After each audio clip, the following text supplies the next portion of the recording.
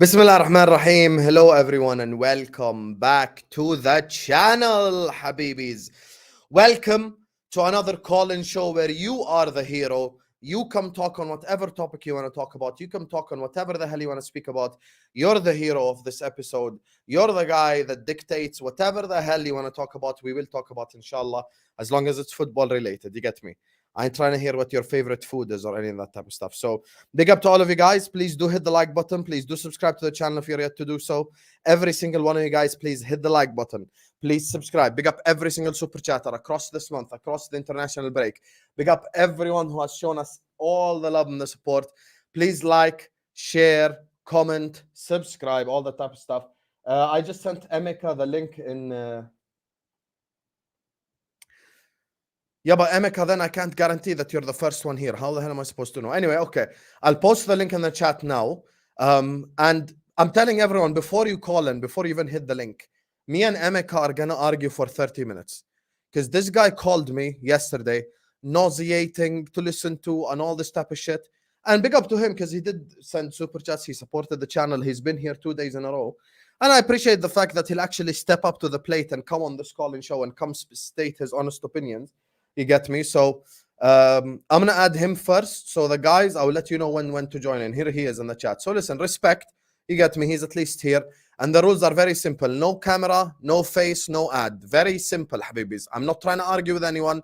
With all due respect, whoever it is, whether it's Total Eclipse, whether it's someone I like, whether it's someone I dislike, whatever it is. We're going to be here for 3 hours, inshallah. You get me? And if there is no camera, there is no join for any of you. So you better be here. So I'm just waiting on Emeka because he's the guy that have to add first. I told you guys in the background, you're going to have to wait. I made it clear. We're going to argue with him first because, yeah. So I'm just waiting on him to join. And I'll add him first and then we'll get the party started from there. Yalla Emeka Habibi, yalla. Don't bottle it now. Yeah, you do. Total Eclipse, I'll be sorry. Okay, here he is. I see him. Listen, I'll be completely honest with you guys, yeah? Even though me and him disagreed, he had the balls to actually come here and have this argument face to face instead of moaning in the chat and calling me every name under the sun. So once and for all, now we add him. And sorry, everyone in the background, you're going to have to wait a little bit because this is going to be one hell of an argument. Yes, Emeka, nice to meet you, my brother. What's up? Can you hear me? Can you hear me? Yes, I can hear you. I can hear you. I'm glad you're good. You couldn't just copy-paste it from Snapchat instead of having these people wait for 5 hours? I was trying to forward it from Snapchat, but it wouldn't go to my laptop. So I'm here, though. You asked for me. I'm here, Husam. Yeah. No, listen. Once again, we can disagree all you want. This is normal. This is part of life. I don't think we'll disagree by the end of this. With the context and everything, I don't think we'll disagree. Okay. But so you said I'm nauseating to listen to. You get me? You said that shit in the chat. You know what I'm saying? So now I want to hear what is it that I said that's nauseating or that you disagree with so much. The floor is yours. I want to hear your whatever it is. Express yourself. For sure. And big up to you. Big up to the chat. Big up to everyone. Obviously, I support the channel. I definitely support what you do. And I think the biggest thing with you that I respect is that you want to maintain a certain standard for Liverpool, right?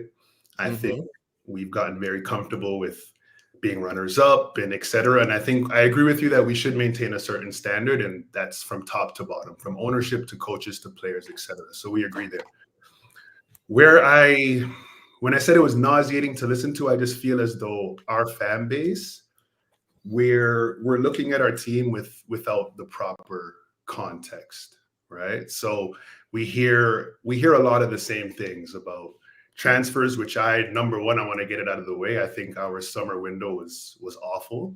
I think we could have improved in certain areas. For me, specifically in the left back position, 100%, I think we could easily improve there. But one thing I think has been a little bit disingenuous from you is last year when you were arguing with Tom Little and we were saying, what position do we need to upgrade the most? What I heard from you, number one on your list was how bad our attackers were.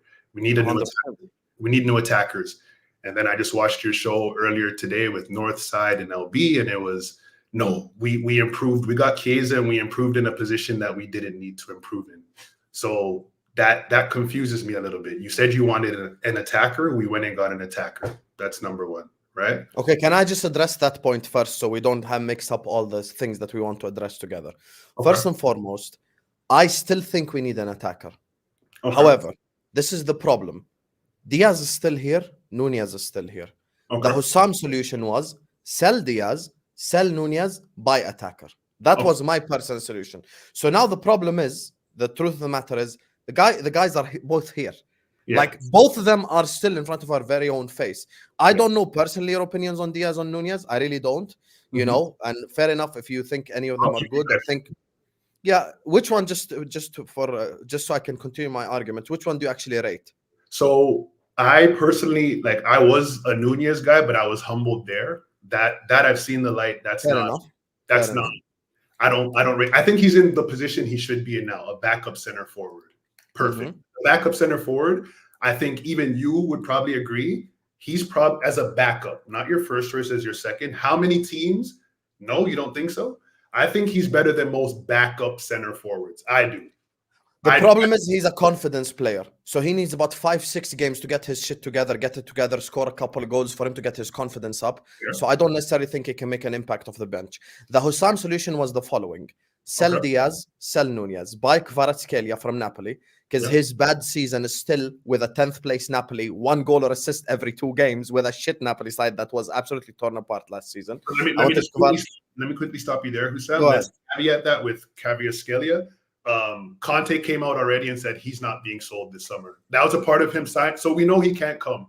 I understand. I'm saying what I wanted to do. Right? He can't come.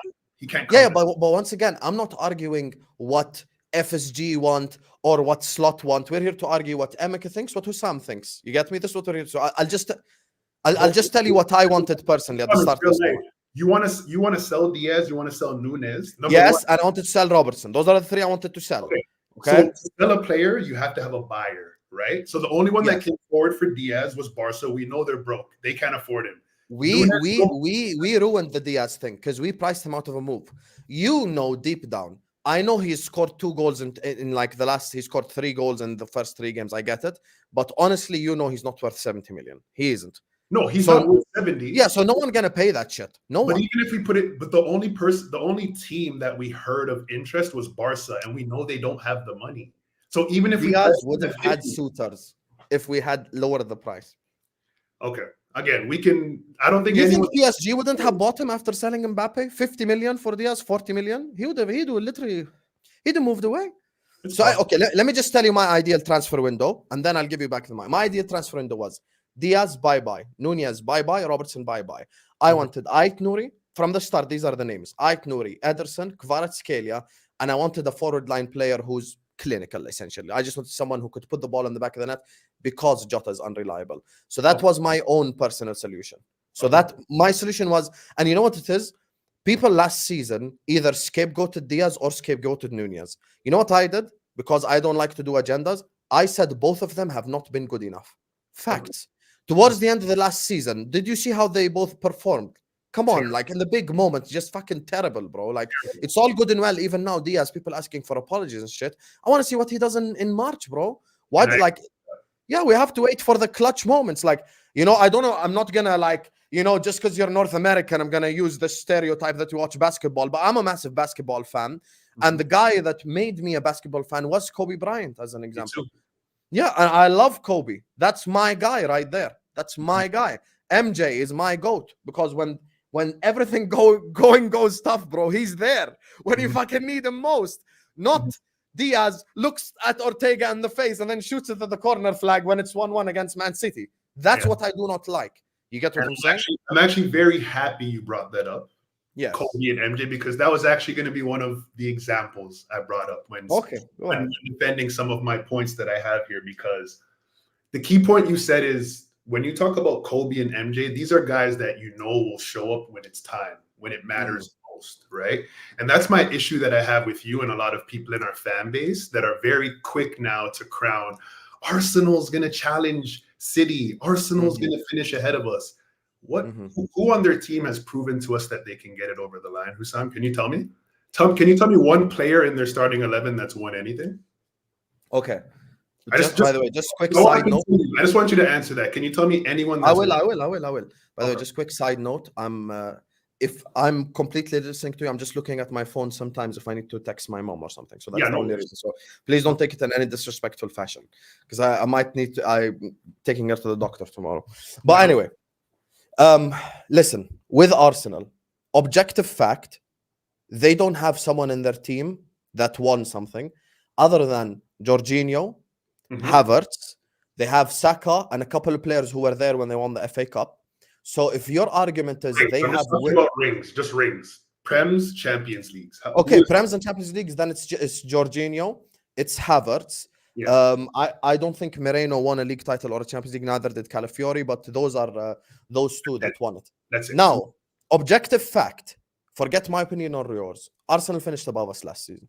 Facts. So logic dictates there must be a reason for that. And now, whether the reason is injuries or Liverpool players underperforming or Arsenal doing really well, it could be a mixture of all three. But the truth of the matter is X and Y. X is Arsenal. They finished second anyway. They finished above us anyway. They signed 3 players. Y is us. We finished below them anyway. We were here. We finished below them. And then we proceeded to sign Chiesa, who improves our depth. Best case scenario. Best case scenario, who starts for Liverpool, gets 15 goals. Okay, happy now. I'm going to give you absolute best case scenario. He gets 15 goals for Liverpool this season. That still doesn't do this or this above the big bad Man City either. So how does that help us? So let's say if he does what you just said and gets 15 goals, how does that not elevate us if you just finished telling me that the issue with Diaz and Nunes was that they don't score?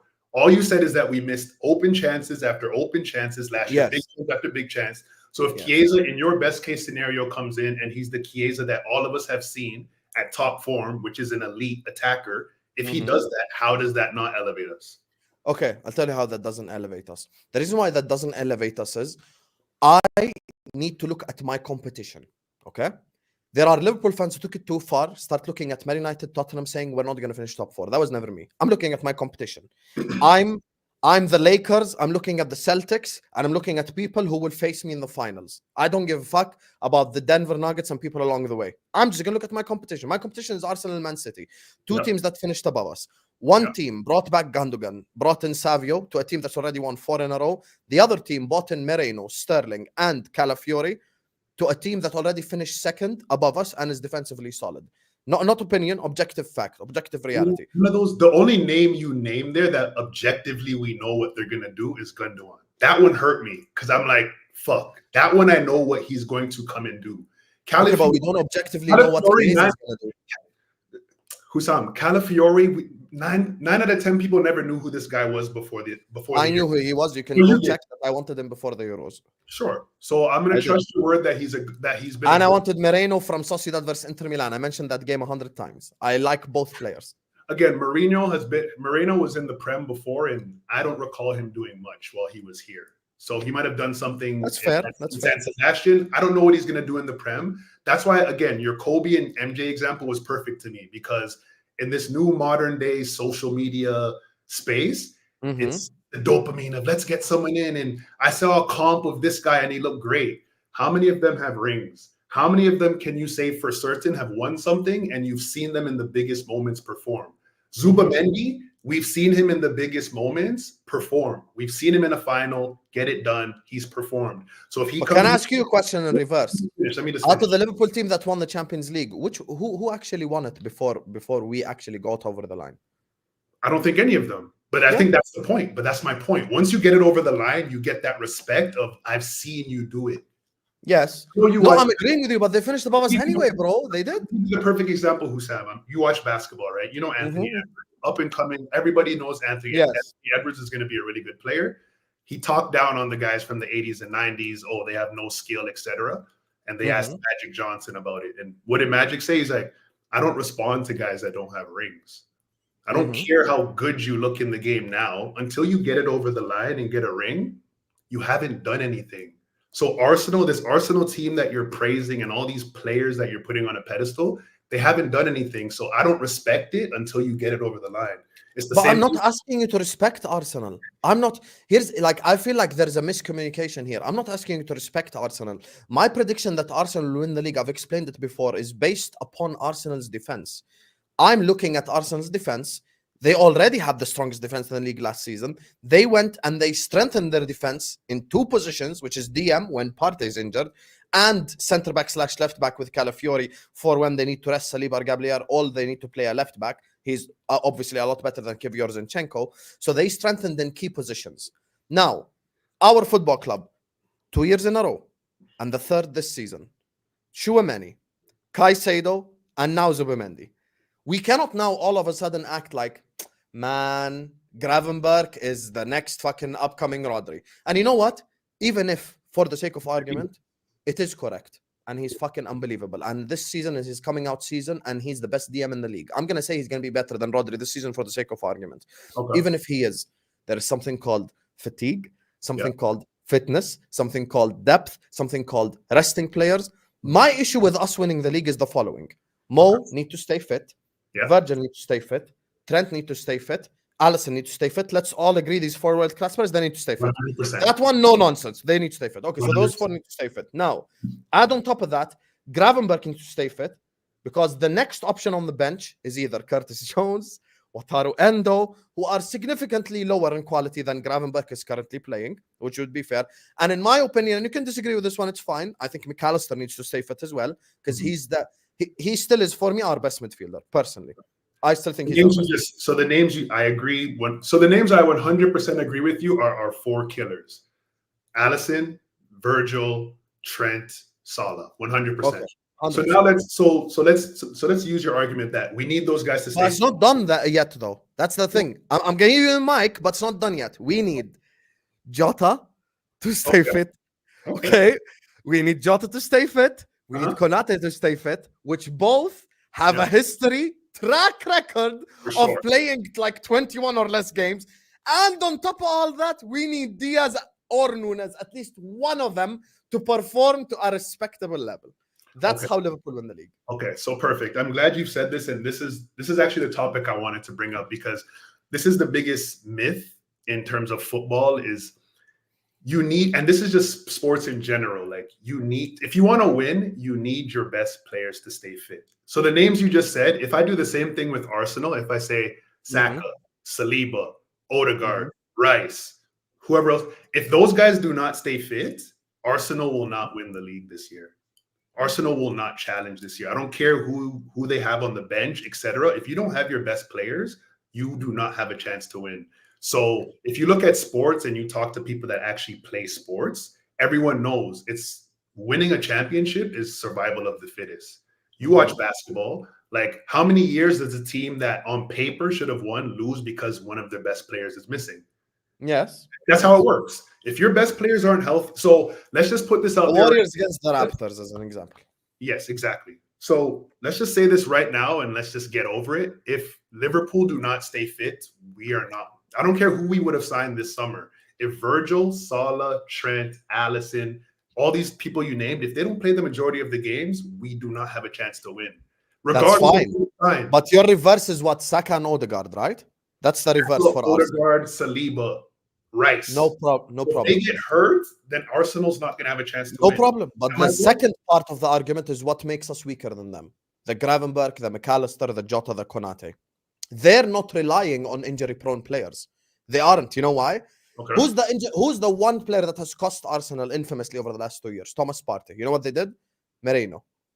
Done. Problem solved. Who's the one player for us that when we need usually is not there?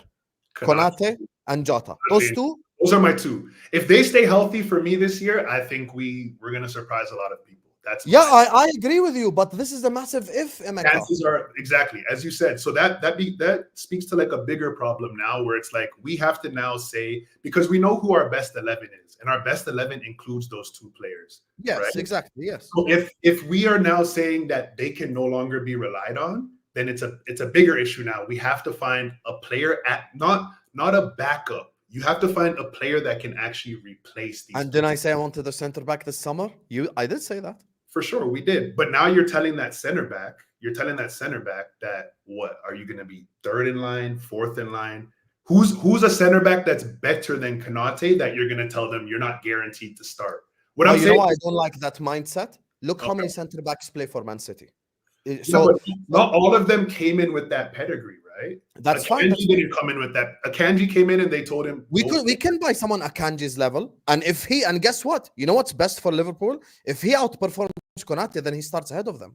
Couldn't care less. I'm not player FC. I want my club to win. I don't care who sits on the bench. Let Salah sit on the bench if it makes us better. I don't care as long as Liverpool Football Club are better.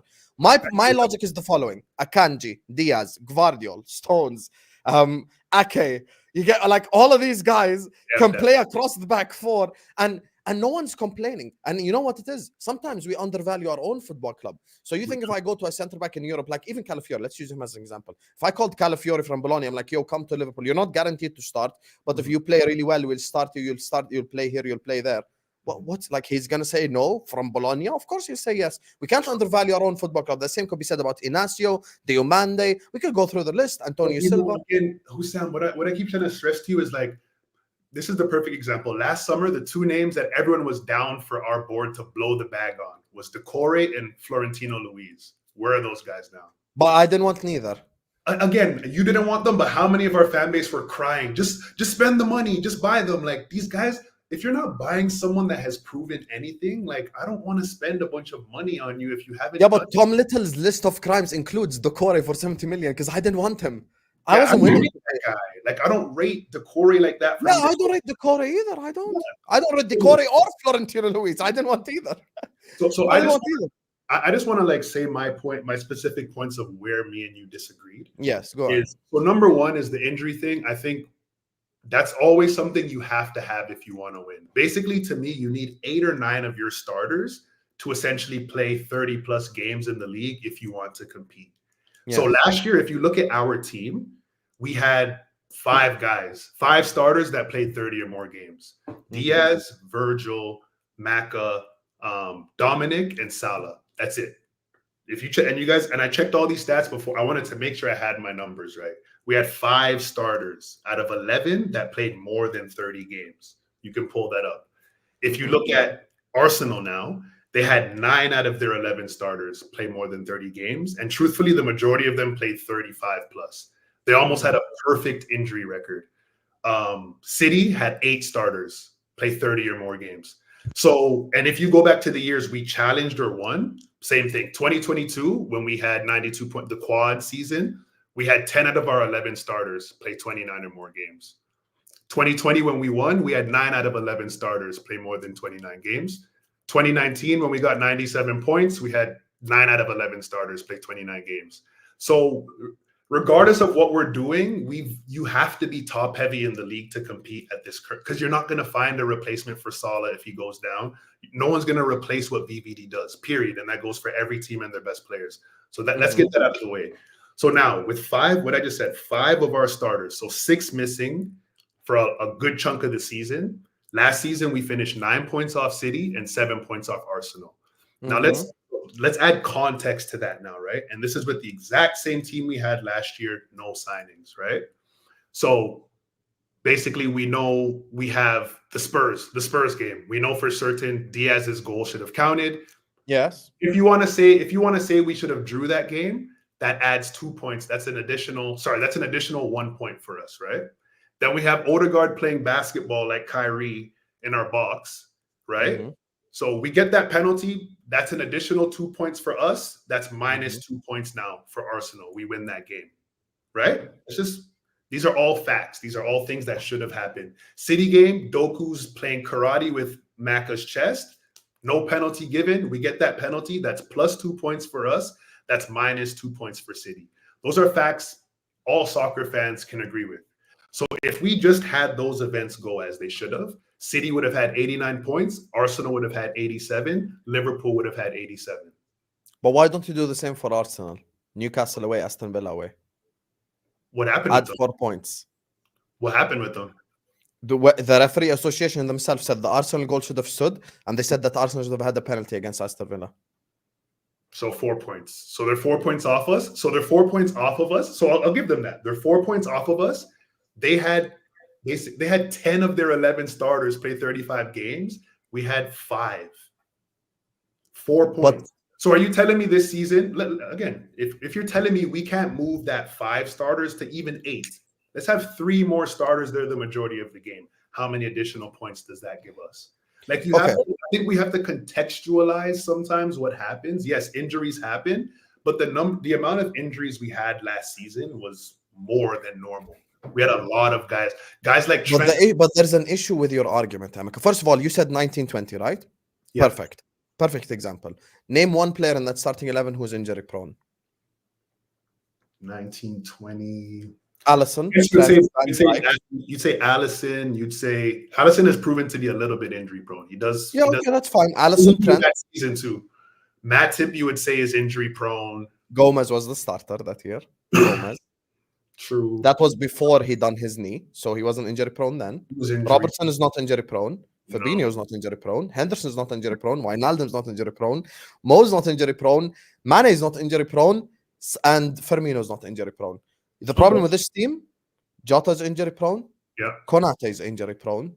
And our midfielders, by the way, Alisson is still in goal, so we can count that for both teams. And the issue is with our center backs is the following.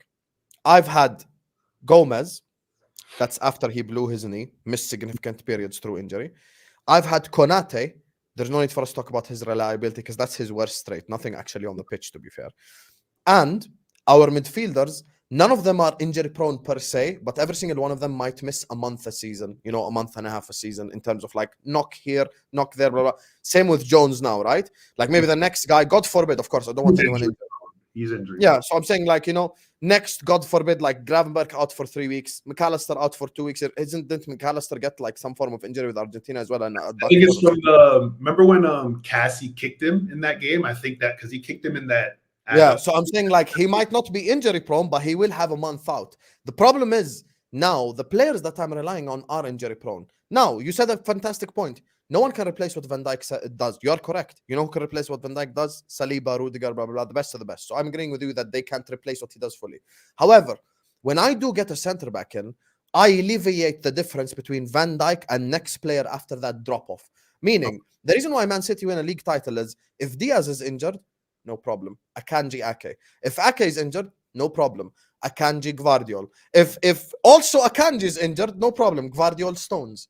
I've given you 3 injuries to all their centre backs, and they still win the league title. Now, the reason why we need to add depth this season is us winning the league, which is a possibility, is based purely on hopium and based purely on players staying fit, players delivering all season long. Me and you agreed. Listen, Diaz is doing fantastic. What I'm saying, Husam, is that he going to deliver in that's not just us. I'm just saying that you can say that these guys can come in and do a job. But if Haaland, let's say Haaland, De Bruyne, Rodri, they've won the league without Rodri before. They've won the league without. Yeah, they missed Rodri like 6 games. They won the league without KDB for a whole season. They won the league. Sure, but City is a team I just put to the side because they have the best. But we can't because that's who we're challenging, my brother. But Husam, that's what I'm saying. There's only been 3 managers that have ever beat him. That's why I don't think we're going to beat him. Even if everyone, he figures. And that's there lies the problem. We should want to beat Nobody can beat him. Nobody. Okay. I'll ask you a straightforward question. Straightforward. No context, no nothing. We go back to August. Liverpool bring in Ait Nouri, regardless whether you rate them or not. I'm just saying players that we've liked or wanted or blah, blah. We bring in Ait Nouri, Ederson, Anthony Gordon, and Chiesa. Okay? These 4 players come into Liverpool Football Club. Would you think I wouldn't be speaking with chest? I would have brought Northside and LB on the stream today, and I was said to their face, we're winning the league this season. Why? Because now, I'll explain to you genuinely, forget Ederson. Imagine that because people will say, oh my God, Ederson's this, Ederson, forget all of that. Let's say the Zubimendi thing happened, okay? Let's assume that happened. So, for the sake of argument, the Zubimendi thing happened. Zubimendi and McAllister are playing together really well. But because of Gravenberch, now, next Premier League game against Forest, I can rest McAllister. I can go Gravenberch and Zubimendi. Guess what? The game after that, I can go McAllister and Gravenberg. The game after that, I can rest Zubimendi, I can rest Gravenberg, I can rest McAllister. Rotation. How do you assume we? So my question to you, I'm hearing what you're saying. Why do you assume we can't do that with the current squad we have? Based on last year, I just told you, we only had 5 starters that actually were there the majority of the season. And then with the context that we all agreed on, we essentially should have been within 4 points, let's say, of Arsenal. We should have been within 4 points, which means if we only had 5 starters there for the majority of the season, Elliott, Endos, Curtis's, all these, what's his name? The left back, Simicast, all these guys were playing. Kwanzaa, none of us knew his name. Bradley. Doing YouTube for 3 years. In a final with kids. So I've been doing Chelsea are an embarrassing football club. Gary never called them a $2 billion bottle. Let me just finish, Husam. Let me finish. Go ahead. What I'm rebuttaling is the evidence shows that the guys that we actually had on our bench actually did play minutes and we did get results with them. That's what the evidence shows. Define results. What is results? Finishing third? Results as in where we finished. If we reset the league, we gave Arsenal their referee decisions, gave us our referee decisions. We finished 4 points behind Arsenal. And that's with half of our team injured and their entire team healthy the whole season. But once again, that is to Arsenal's credit and our downfall. You know why? Because we're relying on injury-prone players. Husam, it's not to their credit because if we want to challenge, we need the same thing. We need to have 9 to 10 of our guys healthy majority of the season. Yes. It's not going to work any other way. And it's the same for them. If they have our injury luck from last year, this year, they might even be finished worse than third from what I've seen from Arsenal. Like they might finish worse than that. So they need those guys to stay healthy just like we do. I'm just saying, I don't think any of us should be going into this season with this attitude of like, yo, we can't compete with. If you say City to me, sure, but Arsenal, like none of those guys have done anything, Husam. Yeah, but once again, the key missing component in the argument is, let's go to starting points. They already finished second. We already finished third. So they're already starting from a base above us. On top of that, the players that they rely on are not injury prone. They rely on, meaning Gabriel, Saliba, Ben White, Raya, Rice, Odegaard, like the whole team is essentially. Can I ask you one quick question, Husam? Can I ask you one quick question? Yeah. What part do you think Klopp's system plays into our assessment of a lot of these guys being injury prone? I think blaming Klopp for injuries, like I looked at Chelsea fans in the face and I told them, anyone blaming Poch for injuries or fraud, I cannot blame any manager for injuries. I can't. Why? You know why? I'll tell you why. Because Konate has been injury prone. Because Jota's been injury prone.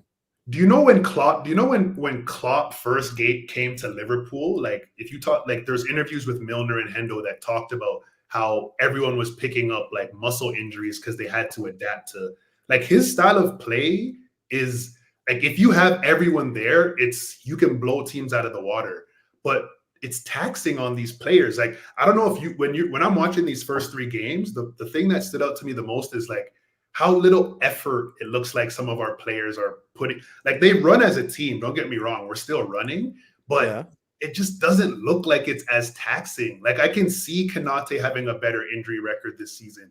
I can see Jota playing more games because the sample size is too small for us to make those assumptions. For sure, it's too early. But what I'm saying is just we can only judge based on what we're seeing, right?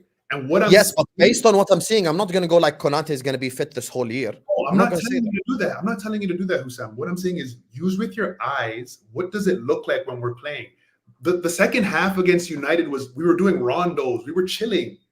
We were literally, let me finish. We were literally chilling. Now Slot is the type of guy where it's like, oh, we're up 2 or 3. All our killers, you're coming out. Trent, you're coming out. Jota, you're coming out. Diaz, you're coming out. Once Chiesa is ready, you're going to start seeing that with Salah. Oh, we're slapping this team up. Salah, you're coming out. We're saving you for Champions League. Yep. Gravy, whoever, McAllister, we're taking you guys out. We're going to pass the ball around. We're going to just chill, kill the game off. And it's just straight business. And I think any Liverpool fan that's being objective in terms of you've watched the Klopp era and you're watching what we see now from Slot. I'm not someone that's going to come in now and Slot's the savior. We have to, the same points I was making about Kobe and MJ. You got to show me you can do it. You got to show me you can get it over the line. But if I'm objectively looking at what he's actually tweaked, it's very similar to Klopp's system. The only difference is we're not running for the sake of running. Klopp's system was week 1 versus week 38. You got to run. Yes, But correct. end of the season, let's be real. Salah, the reputation on him now is that he's amazing at the start of the season and he dies out at the end. That's what people say about Salah. Knowing the class of Salah, I think that has a lot to do with the system that he was playing in, the running that he has to do in the system. So if he's able to now do less of that with Slot, he gets managed better. I'm expecting Salah to be performing at a high level at the end of the season because his legs are going to be saved. There's no way, and I love Klopp. I'm never going to, I'm not into this. I see a lot of people now turning on him, and I speak objectively about Klopp. I think he had his pros and he had his cons. And one of his clear cons, like any manager, we just don't know Slot's cons yet. Exactly. We're going to learn what his cons are. With Klopp, his clear con was that, number one, he was way too loyal with guys. Number two, he kind of had one way of playing, and that's how it was going to go. We're sticking to it. Wasn't there that quote from Ancelotti where he's like, it's kind of easy to prepare for Klopp because I know exactly what he's going to do.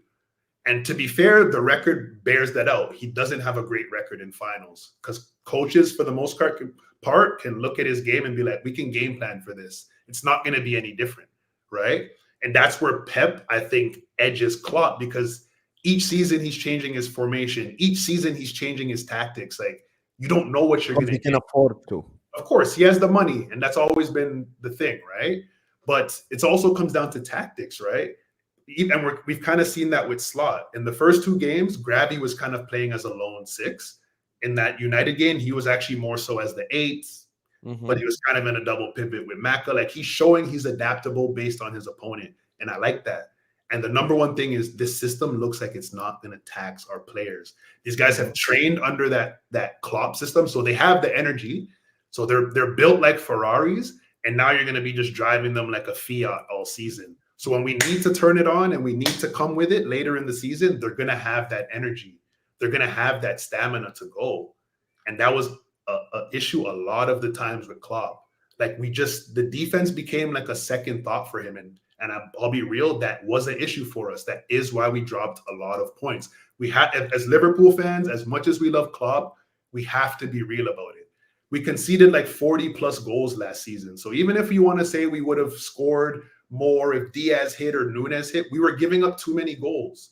But that's Klopp's style of football, though. His style of football is all-out attack. Now, before we get to Klopp's style, first of all, when you're talking about injury proneness and we're talking about injuries, one more thing, one more layer to add to how fucked up this season is going to be. We play 8 Champions League group stage games.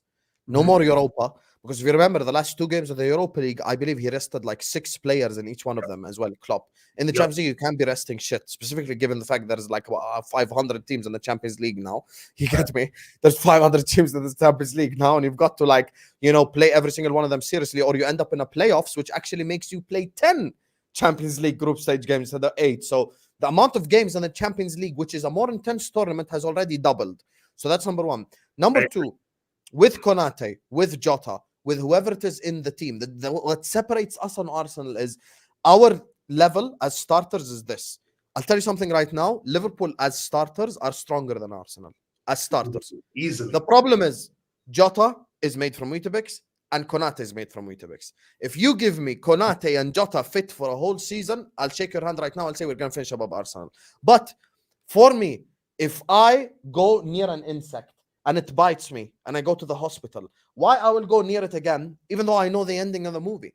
So my issue is us relying on these players, regardless of manager, regardless of style, regardless of system, will come back to hurt us. Now, what you say might come back to be true, meaning Mo Salah, arrested Mo Salah that doesn't have AFCON, that is not doing all this intense crap. Maybe in March, May, April, he'll be better. I agree with you, no problem. But at the same time, since we're talking about basketball, this is the Lakers with Kobe Bryant, but with Smush Parker, not with... you know what I'm trying to get? I'm trying to get Pau Gasol. I'm trying to get Derek Fisher. I'm trying to get Ron Artest. Pieces to build around the spine to help elevate us. Because even the Konate stuff, okay? How low you think is Kwanzaa's confidence right now? His confidence is probably in the fucking ground right now. And I'm not saying it's Slot's fault. Slot was right to take him off. And I love that from Slot. No loyalty whatsoever. Bring on Konate, Kwanzaa, eat bench. No problem. I have no problem. I love that.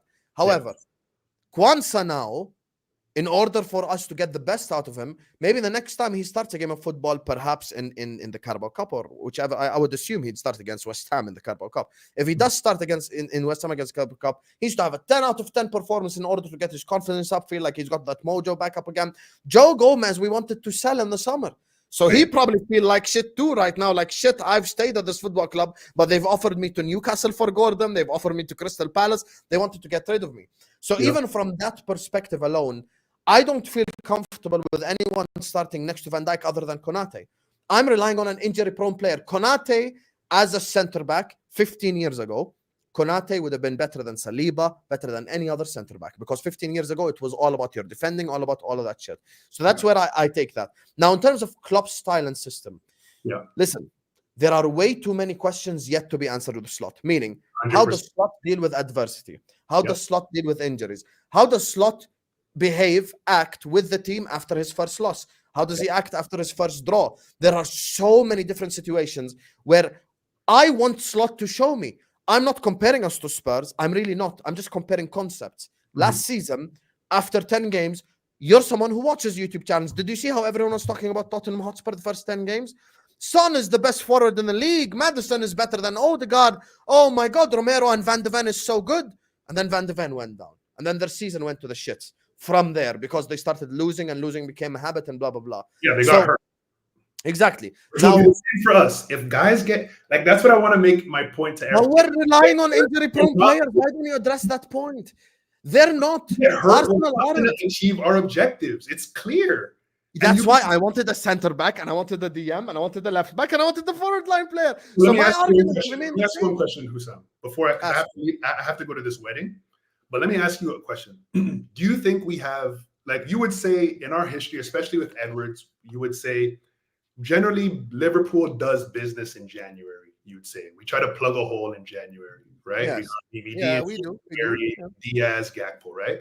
Do you think we have enough with our current squad if everyone stays healthy? We're not saying stay healthy for the full season. Stay healthy for half of a season to January. Do you think we have a good enough team to survive to January with our current depth and everything? Define survive to January. What do you mean? Oh, yes. So we're still competing in the Prem. So between 1 and 3, and then we're still competing in the Champions League. The only way anyone in the Liverpool fan base can answer that question is after we see what happens in that late October, late November run. When we play Chelsea, Arsenal, Leverkusen, Man City, Real Madrid, those teams, this is going to be in a 1-month stretch. We play essentially we're playing all the big boys. I'm not asking you to predict our results. I'm just saying based on fitness and being if we have our full team, do you think we have enough to at least... Okay, I'll reverse the question on you. Are you confident facing Real Madrid with Gravenberch? And this is my honest answer. I'm never comfortable playing Real because I respect them to that level. But again, it's trial by fire. I have to see.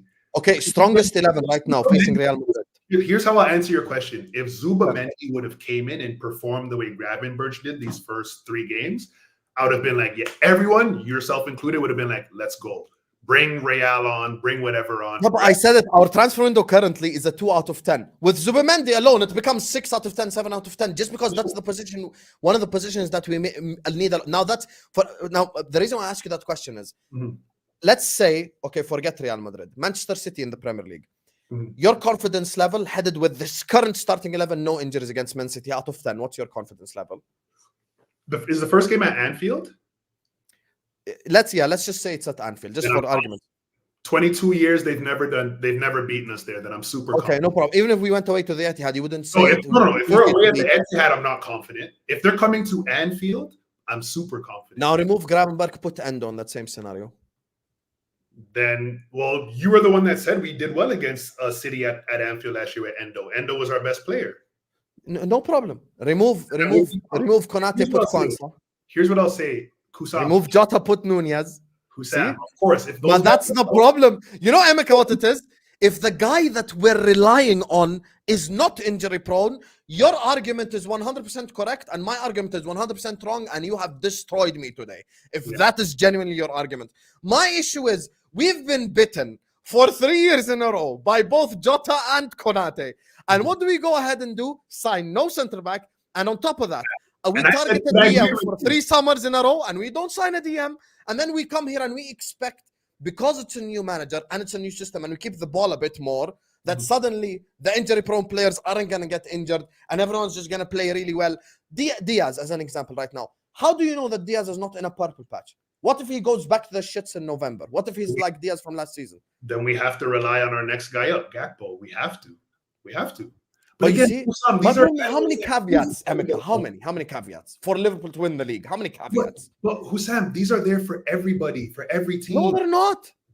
Bro, who on Arsenal's front line can you pencil in to perform besides Saka and Trossard?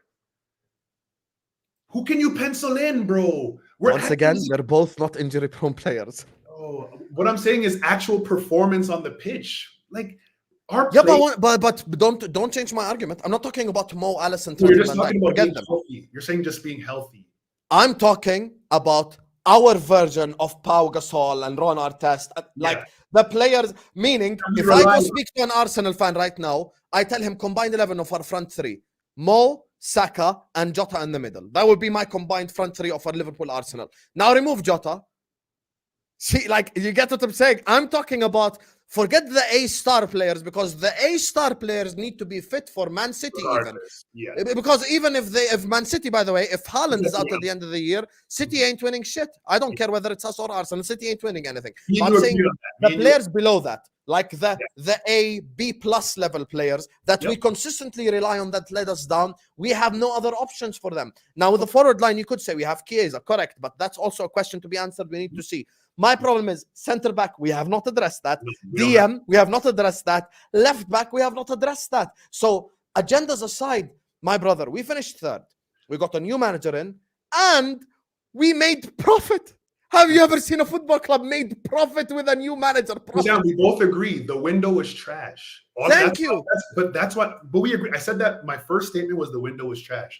But what I asked you is, if I give benefit of the doubt to the structure, right, which is Edwards, who all of us believe in, if we say, do we have enough to make it to the January window where maybe he goes back in for Zubamendi? Zubamendi hasn't signed a new deal yet with Sociedad. Maybe he'll come January. Let's say.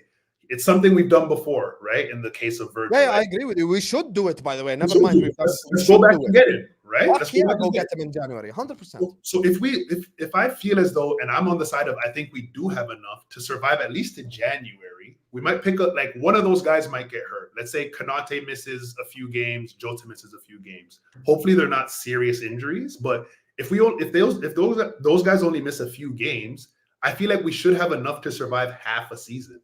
You predicted us 3rd. So if you don't feel we can survive half a season, Husam, how are we going to get 3rd? We can't half?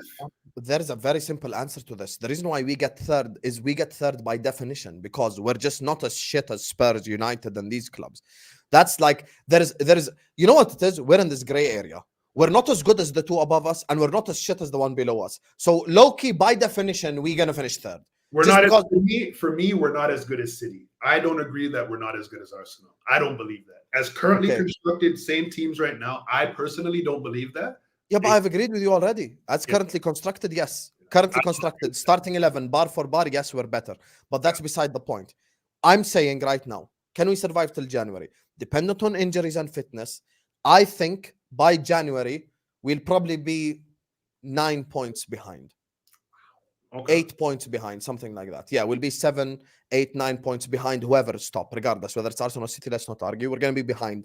We'll be in 3rd place by that time, and we would have probably established a 6, 7, 8 point gap on whoever's 4th.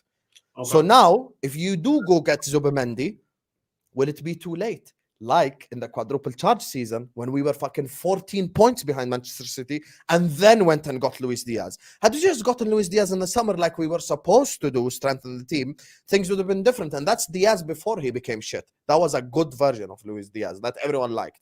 So here's the thing. The reason why I say Arsenal are better than us is starting points, meaning they already finished second, we already finished third. On top of that, stability, continuity. On top of that, they bought players. We did not. You get the difference? Like, you know, an Arsenal fan would come here and go like, man, Husam, our transfer window was shit, but I wish we bought a striker. Like, our transfer window was shit, I wish we bought a striker, but they got Calafiori, Merino, and Sterling. A Liverpool fan would come here and go like, our transfer window was shambolic.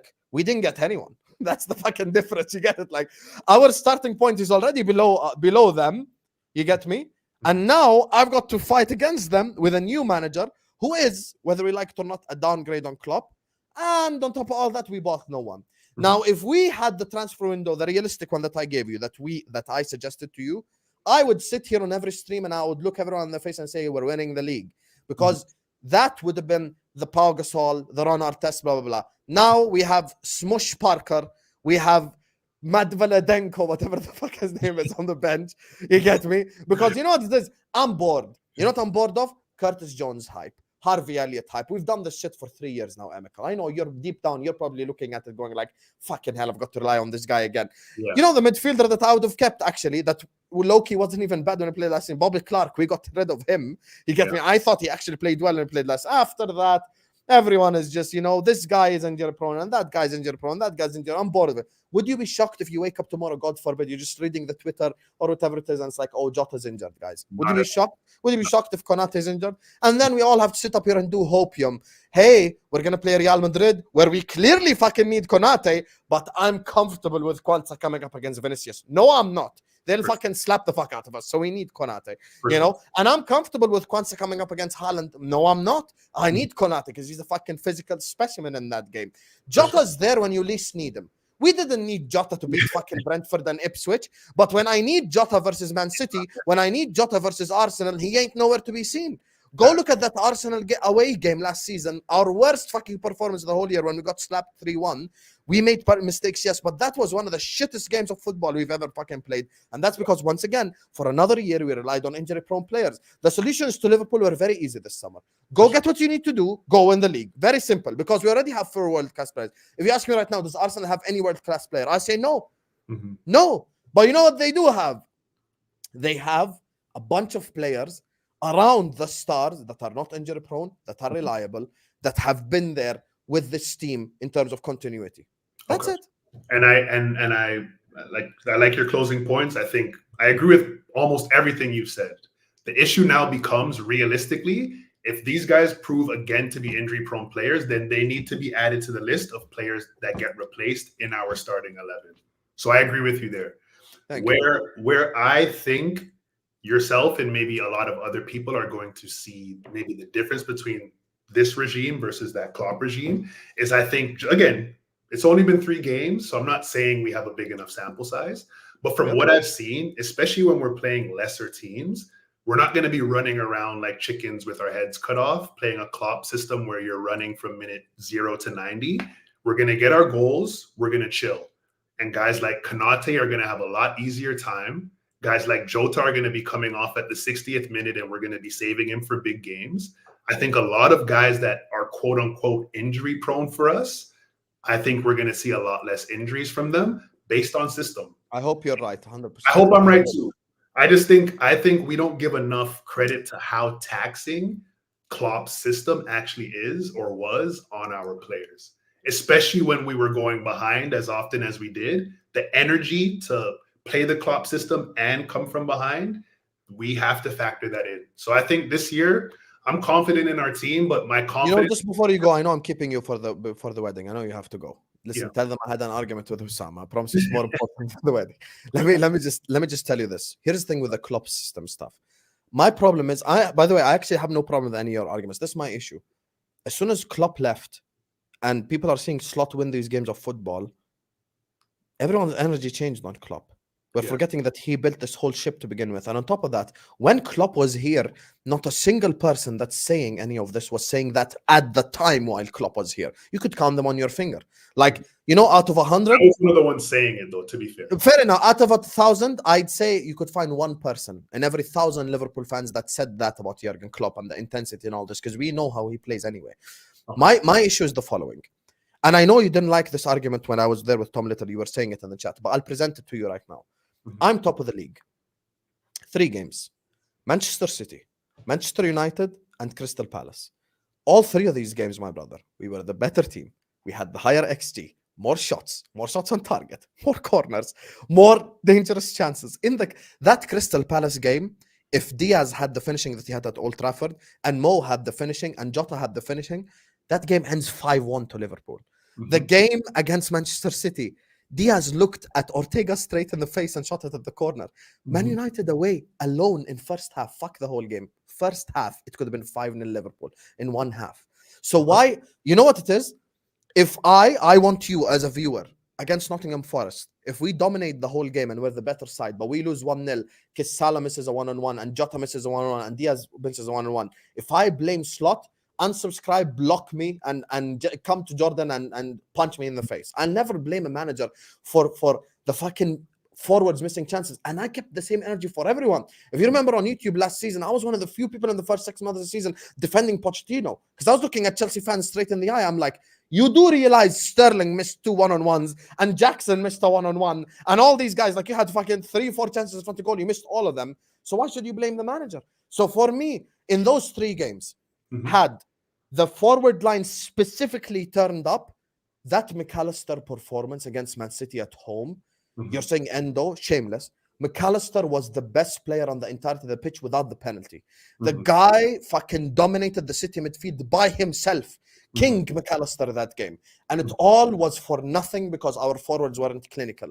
Man United away, Salah created chance after chance after chance. They blamed Gakpo came on, took 5 hours to start a counter-attack. Nunez, the less said on him, the better. Diaz, the less said on him, the better.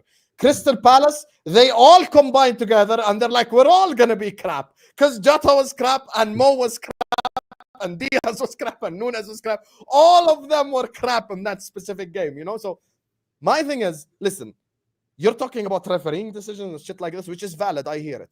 In those games, had only the forward line been clinical, we would have beaten every single one of those games. You didn't like my argument yesterday when I said I don't count what happened after Crystal Palace. I fully believe the team gave up. I just want you to go after the stream and just watch the last 2 minutes of Crystal Palace. As soon as the referee blew the whistle, Van Dijk has his hands on his head. Salah's had his hands on his head. Trent is like this. They all, because they know who Man City are, they're all like, yep, fuck this, we ain't winning the league anymore. So I'm not going to look at Everton and go like, this is Klopp's fault, or look at Aston Villa and go like, this is Klopp's fault. You know why? Because the league was lost anyway, and we had nothing to fight for. It's not like we lost out on top 4. So we were secure. We made Champions League football. We fucked up the title race. The players gave up. So that cannot be Klopp's fault. That's the players' fault. You get me? That's on them. I fully believe, genuinely, I said Haaland, if we had fucking Mateta in the last 6 months of the season, instead of that donkey with a ponytail up top, we would have won the fucking league. Because Mateta at least would have scored the chances that were created for him. That's my issue. Fair. So here's my rebuttal to what you're saying. Specifically, and I think the perfect illustration of it when I speak to that Klopp system is Manchester United. So we played Manchester United, who I have zero respect for. Like, we should have been dunking on them last year. Absolutely dunking on them. That literally... That's why I was so happy with the 3-0, because if you want to talk about what crushed me most about last season, it's those 3 games. The fact that we didn't win any of them, and they got to talk for a whole summer about a 4-3 120th minute winner over us, right? So if you look at those, I hear what you're saying about we had multiple chances at Old Trafford. The difference is we did, right? But we were up 1-0, Husam. So compare the 3-0 we just had to every game last year. The difference is, yes, we had a million chances. We had a million chances again against United this year. We missed a lot of them too. Diaz was clinical this time. That's the honest difference. For sure. But we missed them. We could have, again, everyone knows that game could have been 5, 6, 7, right? We did miss last year, you mean, or this season. We could have of course. Yeah, it could have been 5. Yeah, of course. Right? Yeah. So the difference is, until we were up 3-0, what did United get? There was nothing. The system was in a way where they were creating nothing. We literally strangled them. That was not the case last year with our system. I don't care about how many chances we got. United was getting chances as well. And then obviously Kwanzaa made his mistake, etc. And then Kabi had a great goal. The point of the matter is they were creating chances as well. The difference is this year, they got nothing. That is systematic. That is the issue that I started having with Klopp's system. is teams were getting way too many chances. So now if we have a system that is more defensive with these same attackers, that pressure now to perform is a lot less. You get our goal. If we get our second, it's over. We're going to see that a lot this year, Husam. Once we get that second goal, 2-0, it's going to be a completely different look. But reverse also gave us the 7-0 and the 5-0 and the 5-1. And like we had, like, here's the thing with this. Your argument is not even wrong, my brother. My issue is just take the same clinical edge that we played in the first 3 games this season and apply it to these last like three games that we talk about. All 3 games are wins. So how's it systematic? The pressure for them, like when you're not down, the pressure of the game and the intensity is completely different. You're not behind. But it's only been 3 games. I don't know how Slot reacted. I'm just speaking off what. That's why I use the United one as the perfect example. Maybe the club system will be better when we're behind. No, for sure. You're right. I actually agree with that. That's what I want to see when we go behind. What does it look? Yeah. So let us answer those questions first before going all But Husam, I don't know if you've heard like even on YouTube or on Twitter, if you look at Feyenoord fans, they talk a lot about when they go behind, he makes tweaks that. A lot of the time they'd come back. So I do want to see that. I agree with you. But if we use Manchester United, because we have a perfect like-for-like comparison of Klopp, how it looked with Klopp and how it looked with Slot. Bro, United, that was the game I wanted to see last year. United got nothing this year. Like, we actually embarrassed them. Like, it was, bro, we embarrassed United. Like, it was, that was a complete. What was the result in the Premier League game again? Sorry, last season? 0-0 and 2-2. 0-0 at Anfield. Yeah. So again, and I'm going to leave after this, but my point is, Husam, if you look at those games, we completely, our system with Slot, the counterattacks were not there for United. We defended in a way where everyone was compact. We got our goals. Once we were 2-0 up, it was over. We passed it around. They had to come on to us. We got our third and it was done. They didn't get a sniff until the game was already over. Under Klopp, you're right. Nunes, Diaz, Zobel, they were missing chances that they should slap themselves over the head for. You, as a professional, you need to be finishing those. The difference is United had a lot of chances in those games as well. And in the game at Old Trafford, they capitalized them and scored 2. They capitalized on them and scored 2. If we would have just, even when we were 1-0 up, if we would have just stayed calm, not played into the occasion, actually had a defensive shape, there's no reason we shouldn't have won all those games last year. And if we play the way we played at Old Trafford this year, I expect us to beat them when they come. Can I just give you the number from last season? We had 28 shots, they had 9. We had 7 shots on target, they had 5. We had 62% possession. We had almost double their passes. And we had 12 corners. Your answer's right there. We had 7 on target, they had 5. We only had 2 more on target than they did. Okay, that proves that the problem was clinical edge. What a goal. We had 28 shots, of which only 7 were on target. Come on now. Now, if I compare it to this one, just before you go, because I want to show you that like this forward line stuff, I didn't just make up for the sake of it. When you look at this season, we had 11 shots with 3 on target. Yeah. So if I divide, like if I wanted to make that like almost, that would have been 9 shots on target out of 30, I think, something like that. So a lot more clinical, essentially. So, and Man United that season had 0 shots in the first half. Yeah. 0 shots. Shots 0. Never mind shots on target. Yeah, I remember. So, but you listen, at the end of the day, you know what it is? Yeah. I'll say this at the end of it. First of all, big up to you, because I know you have a wedding and I've been like postponing it. Big up to you for joining and actually like addressing this face to face. Second of all, I hope you're right and I'm wrong, because your scenario equals Liverpool win the league because Liverpool have less injuries and Liverpool win the league and blah, blah, blah, and we do really well. So I'm hoping you're 100% right. My only thing is I'm going based off of previous evidence, previous data with injury-prone players, with shit like this. Listen, Jota has let me down before. I love Jota. He's let me down before. Konate has let me down before. This season, I don't know. I hope you're right and it's different, but I just don't see how the fuck it's going to be different. That was the one prayer I said before the season started. I said, Lord, if I can ask you for one thing, keep Konate fit and keep Jota fit. I won't ask you for anything. If you give me those 2 guys, I'm ready to play anybody. Honestly, Yeah, I'm with you. I'm with you. I Yes. didn't say anybody. So let's see. Anyway, I appreciate you joining me. You get me. See, I'm not nauseating to listen to Yeah, when we're no, arguing. You I get me? want to use a harsh word, Is a but lot more nauseating than I am. Let's say that.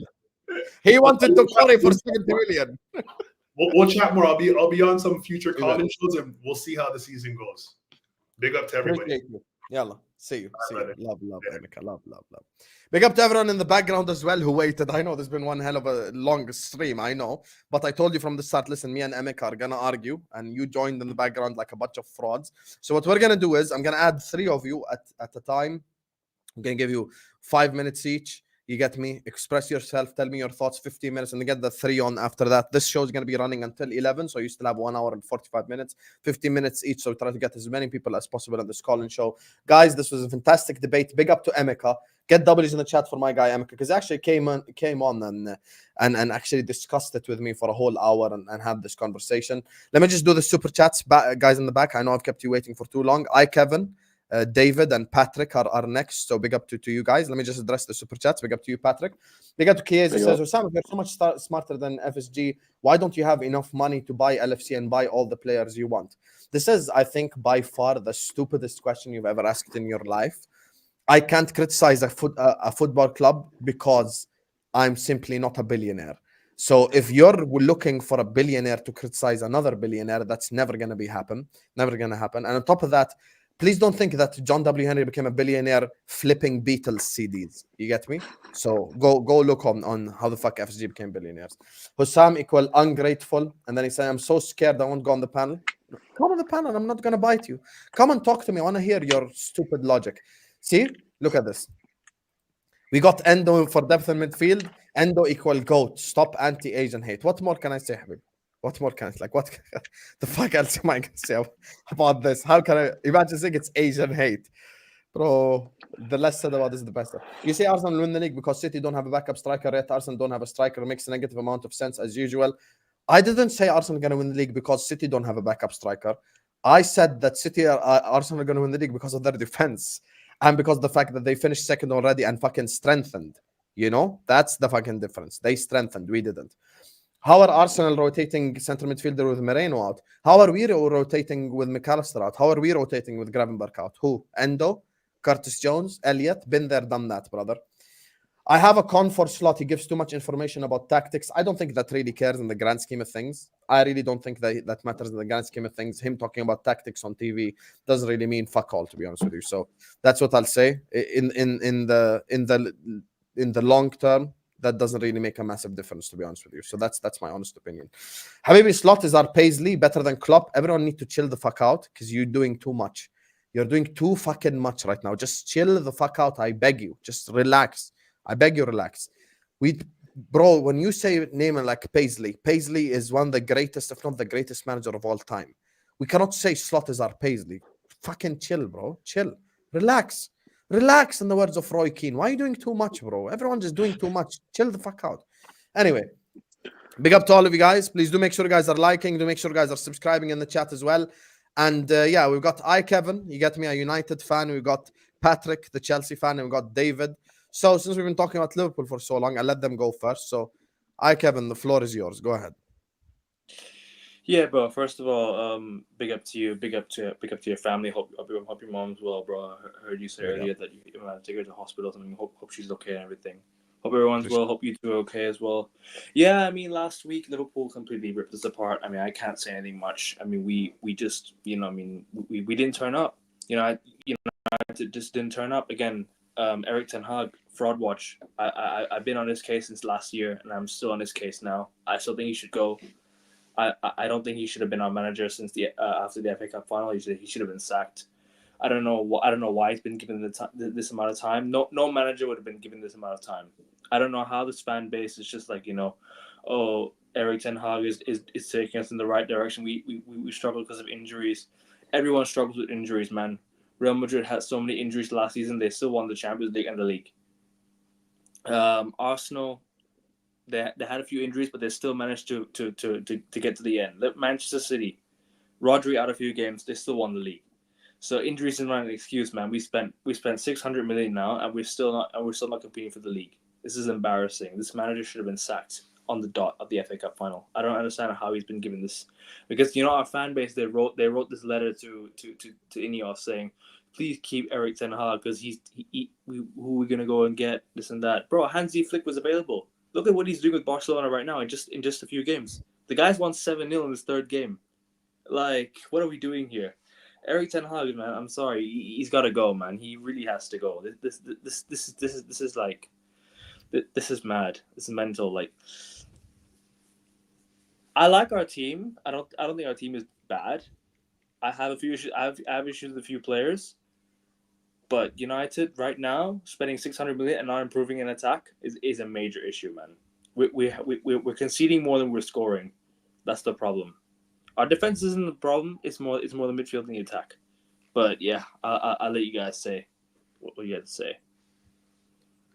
Listen, Man United, there is nothing to disagree with you with in terms of it's the structure, it's the system, all of this. I agree with it. I think now Ten Hag will be found out this season, and that's just the truth of the fucking matter. Because already this season, within 3 games, he's shit the bed. You are shit against Fulham, you're shit against Brighton, and you're shit against Liverpool. So I don't think we were shit against Fulham. I think we were more, let's say, I say we were. If it will be Harry Wilson and these guys had a fucking brain when it comes to football, you get me? It would have been a different game. On another given day, they defended slightly. I think we defended slightly better on the day. I think Harry Maguire with that very last-ditch stop got us the win. But at the same time, we concede goals too easily, man. Back post. I'll tell you, the same goal we conceded against Liverpool, the first goal, was the exact same goal we conceded in the Community Shield. If you go watch the goal back, the way Bernardo Silva got his header at the back post was the exact same way Luis Diaz got his header at the back post. And against Brighton.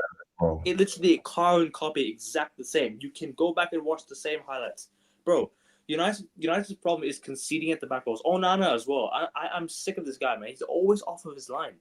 We replaced David De Gea, with a keeper who's not any better.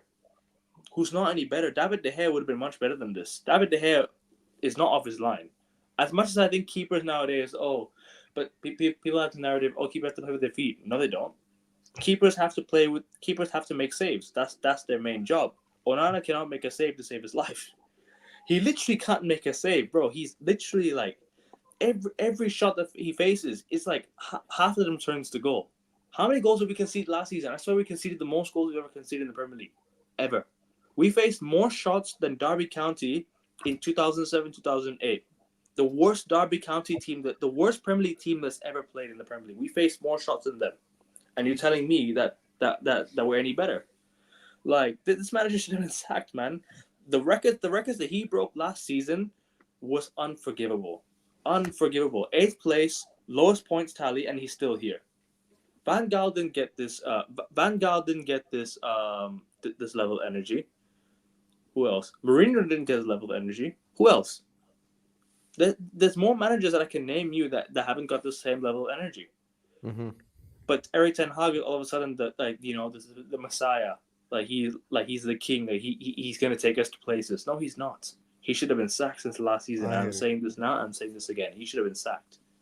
Just like every other manager deserved their sacking. But we move.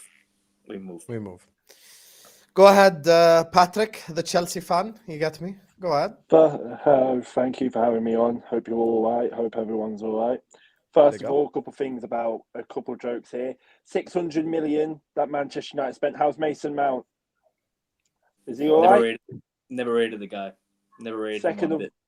Second of all, Louis van Gaal and Mourinho got 2 years in charge, and they both won trophies. But Van Gaal got sacked for Mourinho, and then Mourinho won the FA Cup and all that, and still got sacked. People wanted LVG sacked because of his football. I don't think it was because that they wanted him sacked because of the way we were playing, not because of the FA Cup final. I think I wanted him to stay. I didn't mind him staying. If he had stayed, I'd have been fine because he won us the FA Cup and finished 5th. Right? I'm not saying 5th is a good thing. But what he was doing with the academy lads, he was bringing up some of them, and we were winning games with them, and we won the FA Cup. So I saw a bit of promise in Van Gaal. I always thought Van Gaal was the man that could take United back to the top, but at the end of the day, Mourinho came in and won us 3 trophies. He should have been given more time, more backing, like Ten Hag is getting right now. But sorry, mate, continue what you're saying. I think no, I was going to say about Van Gaal.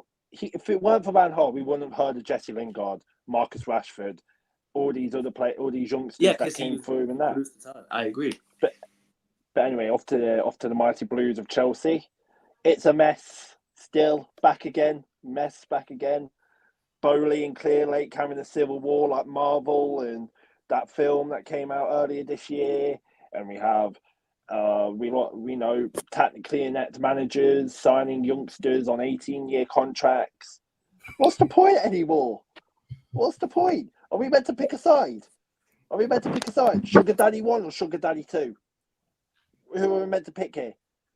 Egbayi that went to the travel lodge to talk to Caicedo and say, hey, don't join Liverpool, join us, you know, we're thing.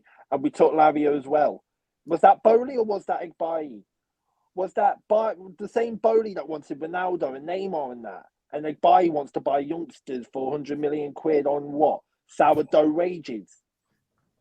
This is what's wrong with Chelsea Football Club at this point. And I heard what you were saying earlier about Chelsea and Caicedo and all that, right? If it weren't, why are we signing young players when we could get experienced players that can help the team gel, that can help the team nourish, can help the team win stuff? Why are we signing managers that are tactically inept, doesn't know what they're doing, Premier League unproven? First of all, Graham Potter. I'm not going to blame the injuries for Graham Potter, like you said. It's the way that he managed the club. We had a Champions League win manager and had a Championship managing club, a manager. We went from a Champions League managing manager to a Championship manager. And then they stood their ground for 4 or 5 months, thinking, oh, we'll be all right on the Potter. We'll be all right. We'll do this. We'll do that. You know, we don't want to. It's kind of like what Manchester United are doing now. They didn't want to be the bozos that said, we'll back the manager with whatever money that he got pumped into the club and sack him halfway on. Poch had to go. It didn't matter about the injuries. It didn't matter about anything. You were else. cooking and then you ruined it. It was cooking what? An eaten mess. That's what we were cooking. But here's the problem though. When you wanted Poch gone, who did you want to replace him? Hansi Flick. From the get-go. There you go then. The get-go. There you go then. Flick. I would have wanted Tuchel back.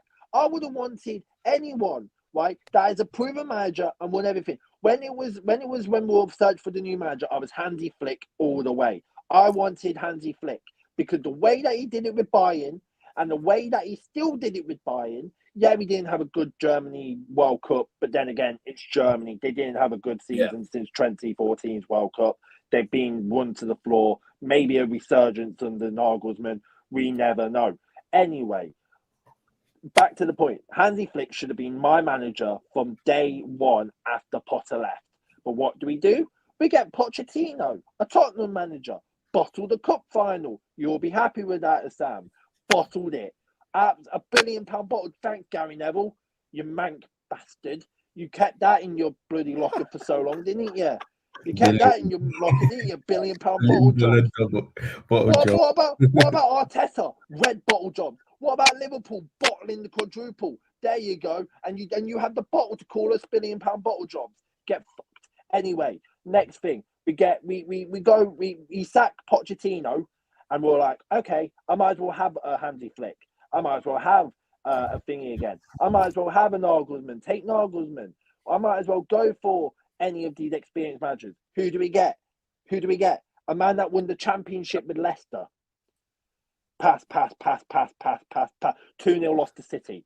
Pass. 6-2 win to Wolves. Oh my God, we won 6-2 to Wolves. That's a fantastic result, isn't it?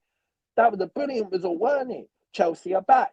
Next minute, we go and play a relegation rival team that barely won 2 games, and when they come to Chelsea, they win. They brought on a relegation rival team. Yeah, they're relegation favourites, man. I don't care. Oh my God. We should be beating teams like these. With Chelsea, we shouldn't be losing to teams like these. When they play against Liverpool or United or Tottenham or Liverpool or Man City or whoever the hell, those teams beat the teams that are below them. But when it's us, we're tactically inept. We fold like a deck of cards. We have a £200 million midfield that can't do the basics. Enzo Fernandez that's under scrutiny and gets the captaincy armband. We have a crap goalkeeper in Robert Sanchez. We have a back line that is more crumbly than a pack of Jacob's crackers. And we have a we have a strike force that we tried to go for Osimhen and we fumbled. Why? What? So, and then when it comes to the international break, everyone, the board are blaming each other for what? What are you blaming for each other? Is it because you picked the managers? Or is it because you bought two sporting directors in Shitley and Stewart that are buying youngsters and then Bailly himself saying that we want to be the new Brighton Hove Albion? Are you stupid? Are you tapped in the head? And yet Bowley now wants to feel like it's soured. Soured. What soured? What soured? Your warheads, your toxic waste. What soured? Your sweets. Because what's soured is that we haven't got a shirt sponsor. We haven't got a shirt sponsor. Ain't got a striker. Ain't got a good defender. Ain't got a better goalkeeper. And we're signing more goalkeepers that won't go into the first team. You've got 8. You've got 8 keepers, bro. 8 goals, exactly, bro. How do you sign 8 keepers with still Robert Sanchez and goal? Exactly. Bro. And you know what's worse? We got Jadon Sancho, another winger. What How many wingers is that now? Like 10. Oh, you know what? I've lost count. Bro. I've lost count. That's the point. We signed so many players. I've lost count.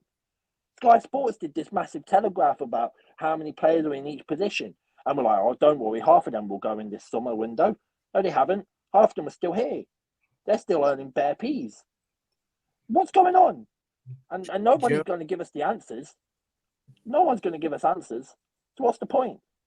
Bro, do you know what it is with Chelsea? You know what it is with Chelsea, bro? I just find it very weird. Like, you're just bringing in players out of nowhere. There's no real plan. There's no real like structure at Chelsea. It's always just overloading things all at once. And like Enzo Maresca, I think that's a very, very weird appointment. Like, I don't know where that came from. Because I think Pep Guardiola 3.0. That's why. Poch would have been a better option than Enzo Maresca, in my opinion. But I think Poch sacking was warranted. But towards the end of the season, you looked a bit better. However, my issue is Chelsea could have gone for someone better. And also, like, you're just bringing in like good. You know what? I'll tell you. I think this window. I think Chelsea's window is more reasonable. I think you bring in players like Drewsbury Hall, Pedro Neto. These are more reasonable signings. I'll tell you, they're more reasonable than the ones that you brought in previously. I'll say this: you got in what?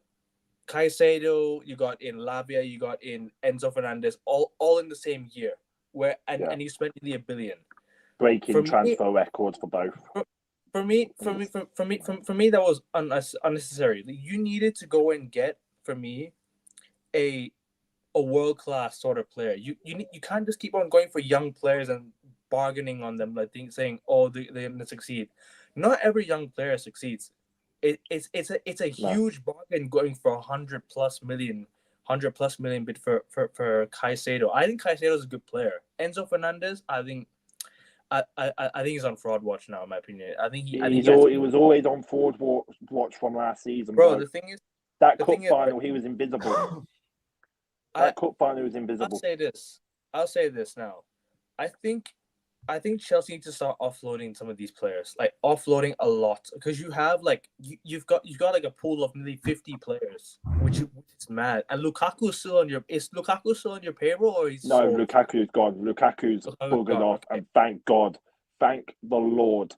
Sterling is still on our pay books. He needs to go ASAP. Wait, I don't care where he goes. He didn't go on loan. He went on loan to Arsenal. Went on loan to Arsenal, but we're not paid. They haven't paid us. I expected Raheem Sterling to go to Arsenal. It was a very Arsenal-like signing, that just to go for Yeah, Raheem but Sterling. I wanted him can't- gone permanently, bro. Permanently. I wanted him gone permanently. I don't want him here no more. I hear that. I But do not want him here anymore. then Buddy and don't- Sheila and Disassi, no. Sanchez.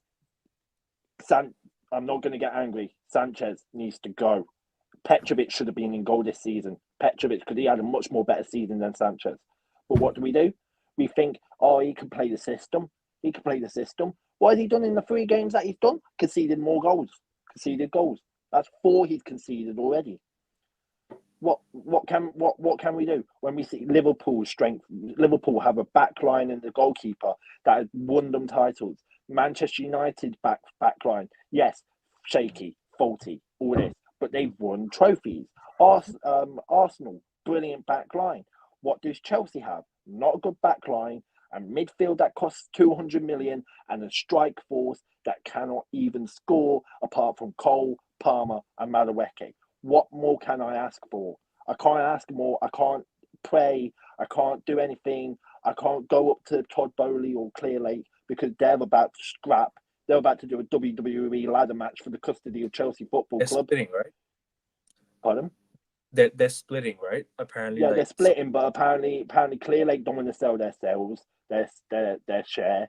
Bowley's thinking of selling, but he doesn't want to because he has a 10, 20, 30 year period that he wants to build the club on. We're a mess, and we're always going to be a mess. There's nothing we can do that can say, oh, this, that, and other. And we can't say, oh, we want Roman Abramovich back. We need to get on board that he's not coming back, and he will never come back. I hear you, Patrick. But just in the interest of time, let's just let And I'm David sorry for as the well rant. I'm speak. sorry for the rant. No worries, no I apologize worries. for the No, rant, don't worry about it. That was a cool rant. Right. Davide. Yes, brother. Talk to the people, brother. Yeah, I'll just talk about Liverpool for a second, right?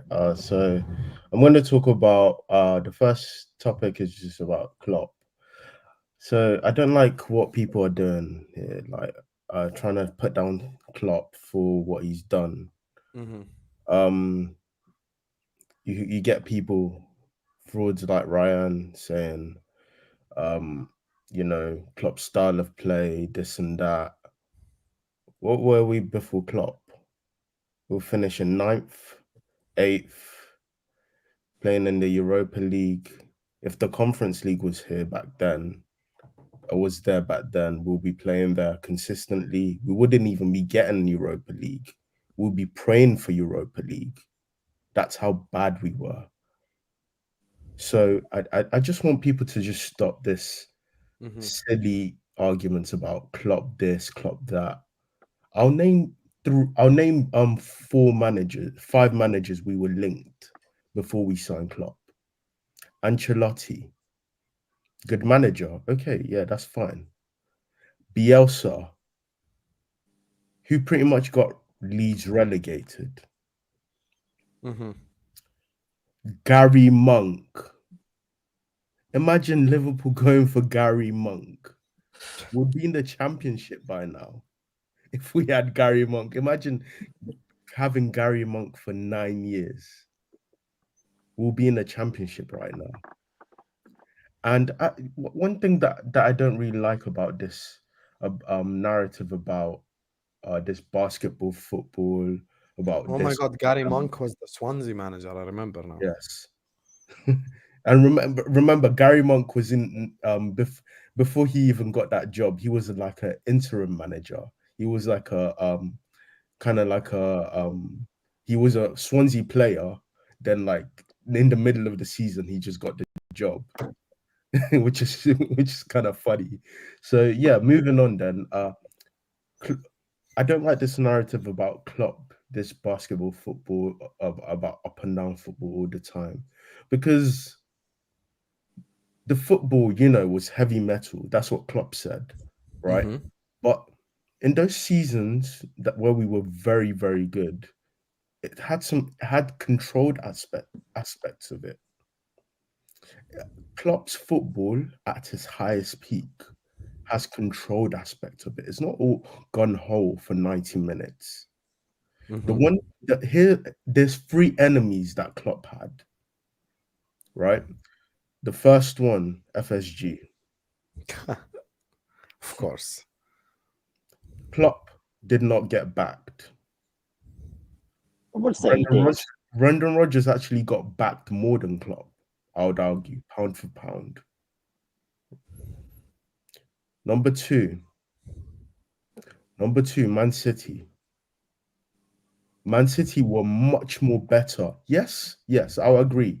Man City were much more better at that peak, finishing with I think you guys played City. I think you were better, to be honest. I think every time you played City, you guys always looked like you were the better team. I'm talking about actually being a machine, churning out results over and over and over again. They're relentless. Man City. Yeah, but the were fact relentless. that you, Wait, the fact let that me you finish. got 290-point Let me finish my points.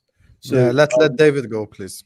Yeah, so Man City finishing 98 points, being relentless. Always, if by February, March, if they're on top, you can never get that top position from them. Number 3, which is Klopp himself, which is his loyalty to players. Yeah. And that stems from the point of number 1 of Klopp not being backed. If Klopp had backing, he wouldn't have stayed as loyal, I think. He wouldn't have stayed as loyal to Henderson, Milner, all these Naby Keita's, all of these players. Hence the reason why we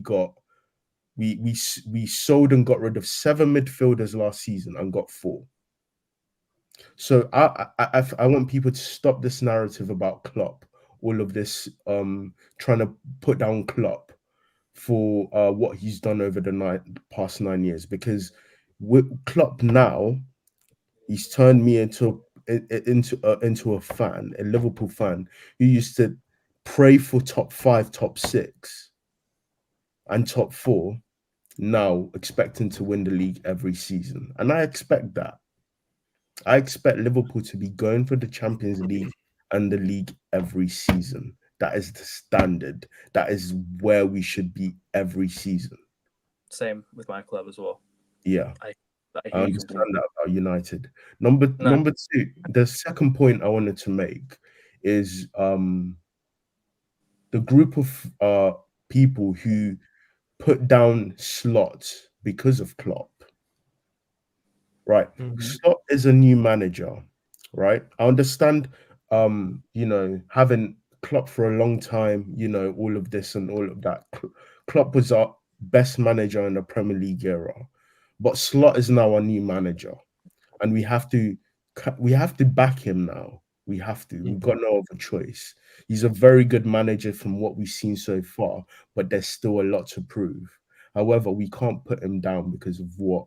Because he's still got a lot to prove, and FSG didn't back him. Surprise, surprise, FSG didn't back him this summer. Surprise, surprise. And Slot, I'm not gonna judge it. I still expect us to win the league, don't get me wrong, but I'm not gonna put him down for not us winning the league because he didn't get sacked. He didn't get backed. Yeah. He didn't get backed. The only thing I'll judge him on is tactical decisions, all of that sort of stuff, certain game scenarios and all of that. But I wouldn't want him to or if we fall off a cliff where we finish like 7th or like outside the top 4, that's when I'll probably say that probably this manager isn't good enough for us. So and the third point I wanted to talk about is, what's it called? Husam, just forgive me in this part here, but I want to call out what's it called? Redmen TV, especially that Paul Machin fraud. The reason why is I've been thinking about, because I used to watch what's it called, Redmen TV for a long time. Everyone did. Ages ago. We all did, right? And I remember vividly after the 18-19 season, right? Him saying and I quote, that enjoy this moment, lads. It probably wouldn't be this good for a long time to come. He would like this. He's kind of saying this as a, you know, as Liverpool fans, we expect the mud all the time. He said this after the 18-19 season and the 19-20 season, after we won the Champions League and League respectively. As Liverpool, and I thought to myself after listening to that, right, that as Liverpool fans, shouldn't you expect to be winning every season? Now that we've tasted success, shouldn't we expect to be winning every season, or at least challenging, not to fall off? Everyone Right? should. And this fraud also Everyone. said, after the 18-19 season, when we almost won the when we won the Champions League and almost won the league, right? Yeah. After our summer where we only signed Adrian and Seth Vandenberg and was it Harvey Elliott? After that, what's it called? After that transfer window, guess what this fraud said? He said, and I quote, he said that we don't really need players. Do you know how he said this season that do we need to spend the money? This guy kind of said the same thing. He said, do we really need players? The winning of the Champions League will kind of help players, you know, go up a level. That's what he actually said. This guy said that, and we're lucky we won the league that season. Imagine if we didn't win the league that season. We're lucky. I'm not saying that, you know, Klopp was lucky to win the league, but I'm saying that imagine if we didn't win the league that season. Like he said that the winning of the Champions League will help get the players up one level, and that those transfer windows where we did the bare minimum, because that after us winning the Champions League that season, I expected us to get a top midfielder that can create, probably another backup winger for Mo Salah, do a few things. It's only now 6-7 years down the line where we actually got a backup winger for Mo Salah, and 6 years down the line where we actually getting more creative, more technical midfielders, and we've been paying for those stupid windows 5-6 years down the line. That's all I have to say, Husam, to be fair. Listen, a lot of what you said there, I agree with you. You're completely right. Listen, we're still, in my opinion, we're still paying for that 1920 transfer window now, because it's all good saying at the time we won the league, but we won the league, in the words of Rafael Benitez, because of our investments in the past and what we did before that. That's why we won the league, not because we signed Elliot, Sepp Vandenberg, and Adrian, and that's somehow looked at as some form of success. But anyway, I appreciate you, all three of you guys. Fantastic calls, you guys. There's a lot of people waiting in the background. Thank you guys so much. What's up? You want to say something? I was just going to say, yeah, I do agree with the FSG thing, because Liverpool right now, you look at the January transfer window coming up, the January period coming up. You got Champions League, you got Carabao Cup semi-final, FA Cup as well. It's going to be a hectic period, and Liverpool did not strengthen enough, in my opinion. That's why. Yeah, I agree. I was just going to say as well, going back to the Klopp point. You say about all the players that won the Champions League and all that, but you have to realise where Liverpool were when Klopp came in. Yeah. And then you had to think, right, Klopp got Mane in his first season. Then he brought Salah in the next season. Virgil van Dijk, which was the biggest piece in the puzzle for Liverpool's defence and how he wanted him for the long term. A midfielder like Naby Keita or something in that midfield, even though Naby Keita, Fabinho, that stuff like that. Then, in the 18-19 season, you got the goalkeeper that he wanted as well. And then, thinking about it, when you win the Champions League, it's kind of like, do we need to do something? Do we need not? Because look at Manchester City. They win the league. They bring in just a couple of little players, and then they go again, and they do it again. Liverpool again, City again. Buy one player. Doesn't matter which position it is. Then they go again. Again. One thing I would disagree on you. We had a very good 11, but we didn't have strength and depth. City had strength and depth. That's No, the Even I when we don't won the league think so. title, we had the likes of Shaqiri and Origi who came on and made impact here and then. That And was the- the debate I was having as well with and the Emeka earlier on. remember the quadruple charge season where we had Yeah, Minamino, we we definitely. had all They, of they all made impacts. We beat Southampton with Minamino and shit. But anyway, Yeah. listen, for the interest of time, you guys, because there's a lot of people in the background. Big up to all of you guys. Big up Big up to you. Husam. Yeah. So much. Thank you, Sam. Big up. Fantastic calling, you Right. guys. Like and subscribe. See you. Yeah. Guys, there's 3 people to join us next. See you, Aekavin. So there's 3 Yes. people to join us next. You get me? And now there's a bit of space. If you don't have your camera on, I won't add you, except if I know you. Like this next fraud I'm gonna bring up. You get me? This guy, we're fighting on spaces for 3 years. But anyway, man like Zeer, man like Elijah, man like Adz. Big up to all 3 of you guys. Before we just let you guys speak, big up to Singh who says, was joking about the Paisley thing, Habibi. Thank you, because we can't say shit like Paisley already from now, Habibi. This guy won like 4 European Cups, bro. Like, it's just, let's not go Paisley level yet. Chill out. Big up to you. Chelsea owners are lost without their big Russian daddy. These snakes probably lobbied the UK to get Roman on the sanctions list and steal the club. There you are. There you are, you massive fraud. Unbelievable, Jeff. Unbelievable. How can I respond to this? Go to bed and stop talking about Redmond TV. Are you one of like Paul's burners or something? That's the only thing that I can think of. That's the only thing that I can think of that makes logical sense to me. Anyway, guys, mods, keep pushing the likes. Zeer, he been waiting here the longest, so we start with him. Go ahead, Zeer. Maybe what do you want to talk First about? of all, سلامات الوالدة إن شاء الله حبيبي. طيبة you know. وكمان الله يوفقك على your channel, bro. You know what I mean? Thank you. But listen, I just wanted to talk a bit about my club, obviously. You know, the other team that won 6 Champions Leagues. You know, no, you're not the only one that won 6. We won 6 too. Al Hilal? Listen. لا ما له دخل هلال هذا شو احنا Doesn't Al Hilal have 6 Champions Leagues as well, I swear? لا I think 4 إذا ظاهر if I'm not mistaken. I That's need why to check not that. clear. But go ahead. But anyway, I'm talking about Bayern because obviously that's your competitor, not Al Hilal. Listen, at the end of the day, I saw your I don't even know why I sent it, but I saw your stream with Northside and them. You know what?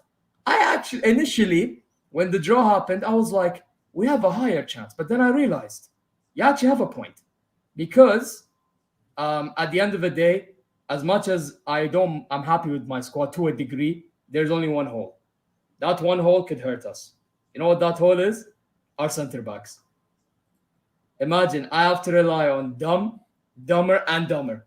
Why? Because we sold De Ligt. But apparently Premier League fans think that he's not good enough to join Man United. They rinsed us. They absolutely rinsed us. We should have sold that guy for 70 million. But because De Ligt's injury prone, our director was like, you know what? Why not sell these players? Why not sell De Ligt? Why not sell Mizraoui and Husam? You know why, بيني وبينك, why Mizraoui got sold. We don't need to start this conversation. Hey, بيني وبينك, right? But the De Ligt thing is the one that bothers me the most football-wise, because like that's where we have our holes now. And they were gonna try to go for Jonathan Tah to replace him, you know. But guess what? Stingy. You know how much they offered? 18 million. Or imagine 18 million to Leverkusen. They thought Leverkusen gonna take that. No, they wanted 25 to 30 million. But we didn't want to pay that.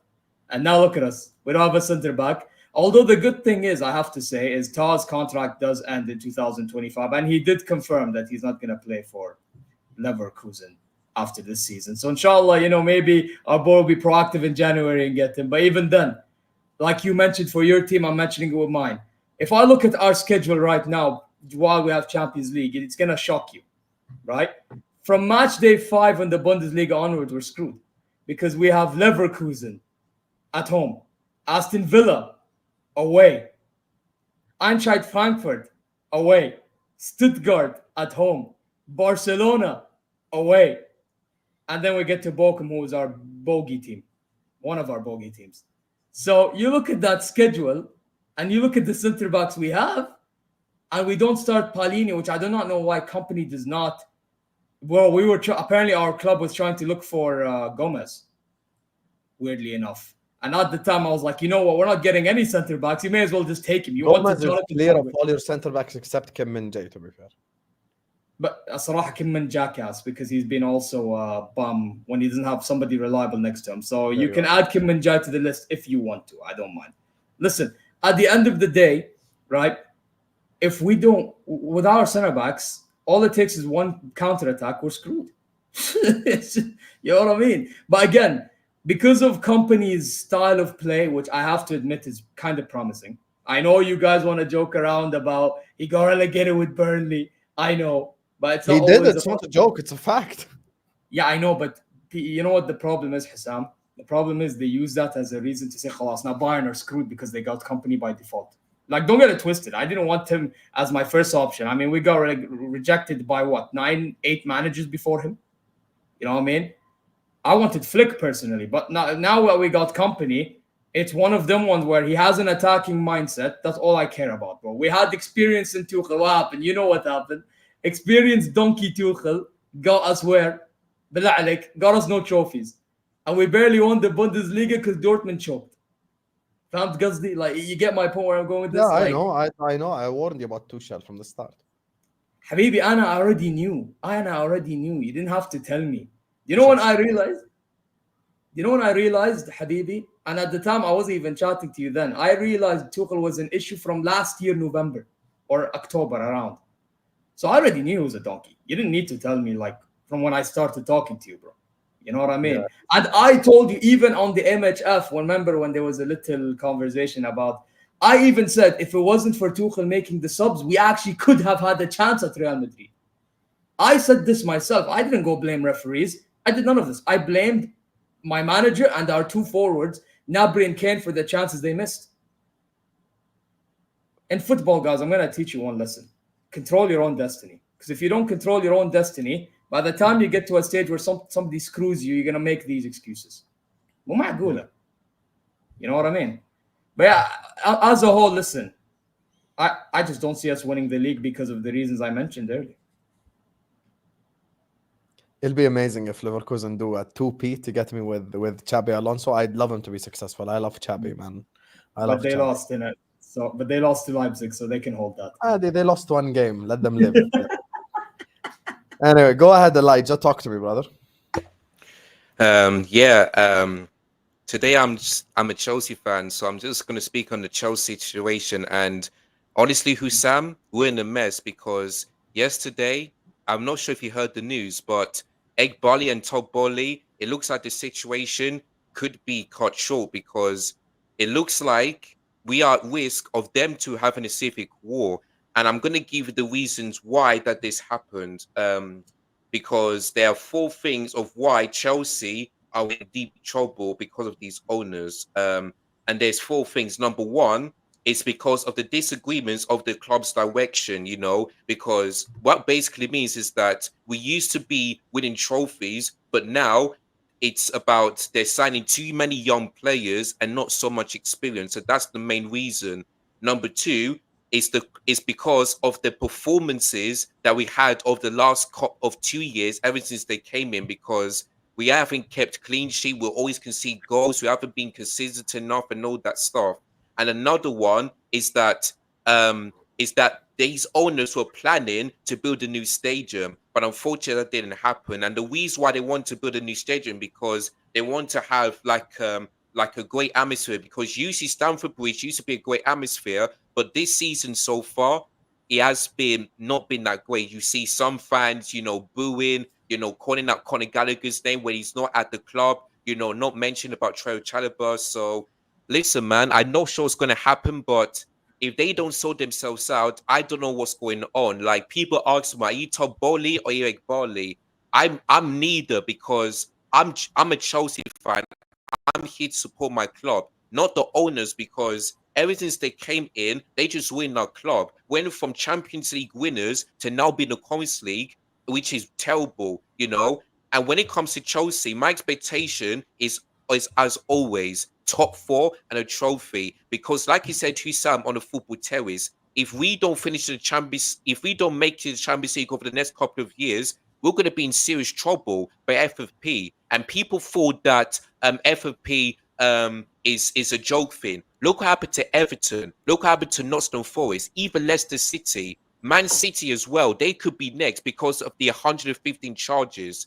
If they happen to them, that it could happen to us. Now, I know that they're only doing this for Moment Barovic, but look at the money that we spend. We spend so much money, and we got so many players in our squad, you know. So we could be next if we're not making the Champions League. So this one, I'm hoping that they sort themselves out, they fix the club, and they just make it right. Because so far in the last 2 years, they haven't made it right. They sacked Tuchel, which I was surprised, but I thought to myself, okay, if you sack Tuchel, bring in a manager that could be better than him. They brought in Graham Potter. They gave him time. They sacked him.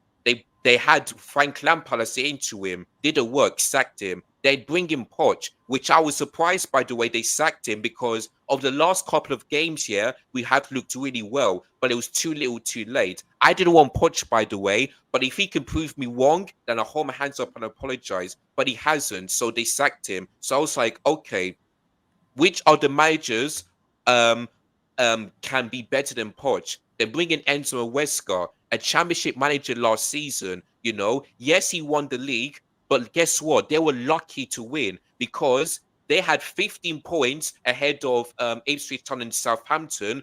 But I believe after Easter, they dropped so many points. And on the final day, they even lost to Blackburn who were in the relegation zone. And I have to tell you this, Husam, if Ipswich Town and Leeds United didn't drop points, I don't believe Leicester would have won the league. I could be wrong, but that could have happened. So Enzo Huesca. Now, so far, I have to say that Enzo Huesca, in terms of his style of play, our attack is starting to be good.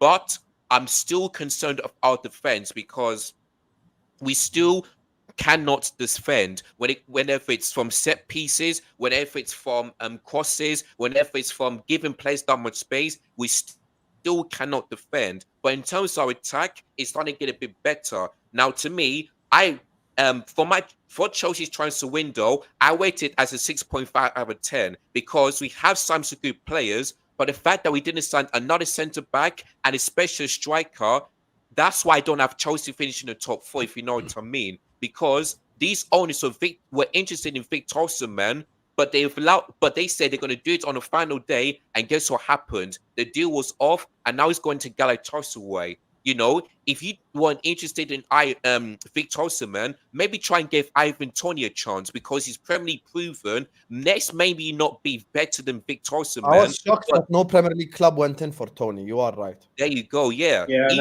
You know, I was like, what's going on? Like, I know Ivan Toney didn't particularly did that great after his betting, but he's still a great player. So I was shocked. I know many fans will be shocked as well. But Ivan Toney out the door. So I was like, no striker again. So that's why I had Chelsea not finishing the top 4. But we still do have the quality, though. It all depends here if we can be consistent. Because if you look at the Wolves game, in the second half, the first half, we were bad. The second half, we were better. In the game against Palace, first half, we was all right. Second half, not good enough. Like, that is not how you win games. If you want to be consistent, you win games from 0 to 90 minutes, if you know what I mean. You keep that up. So this is why I have worries that we're not going to finish in the top 4 because we didn't sign a striker and we cannot be consistent enough. Like, that's what I want Chelsea to do. If you want to finish in the top 4,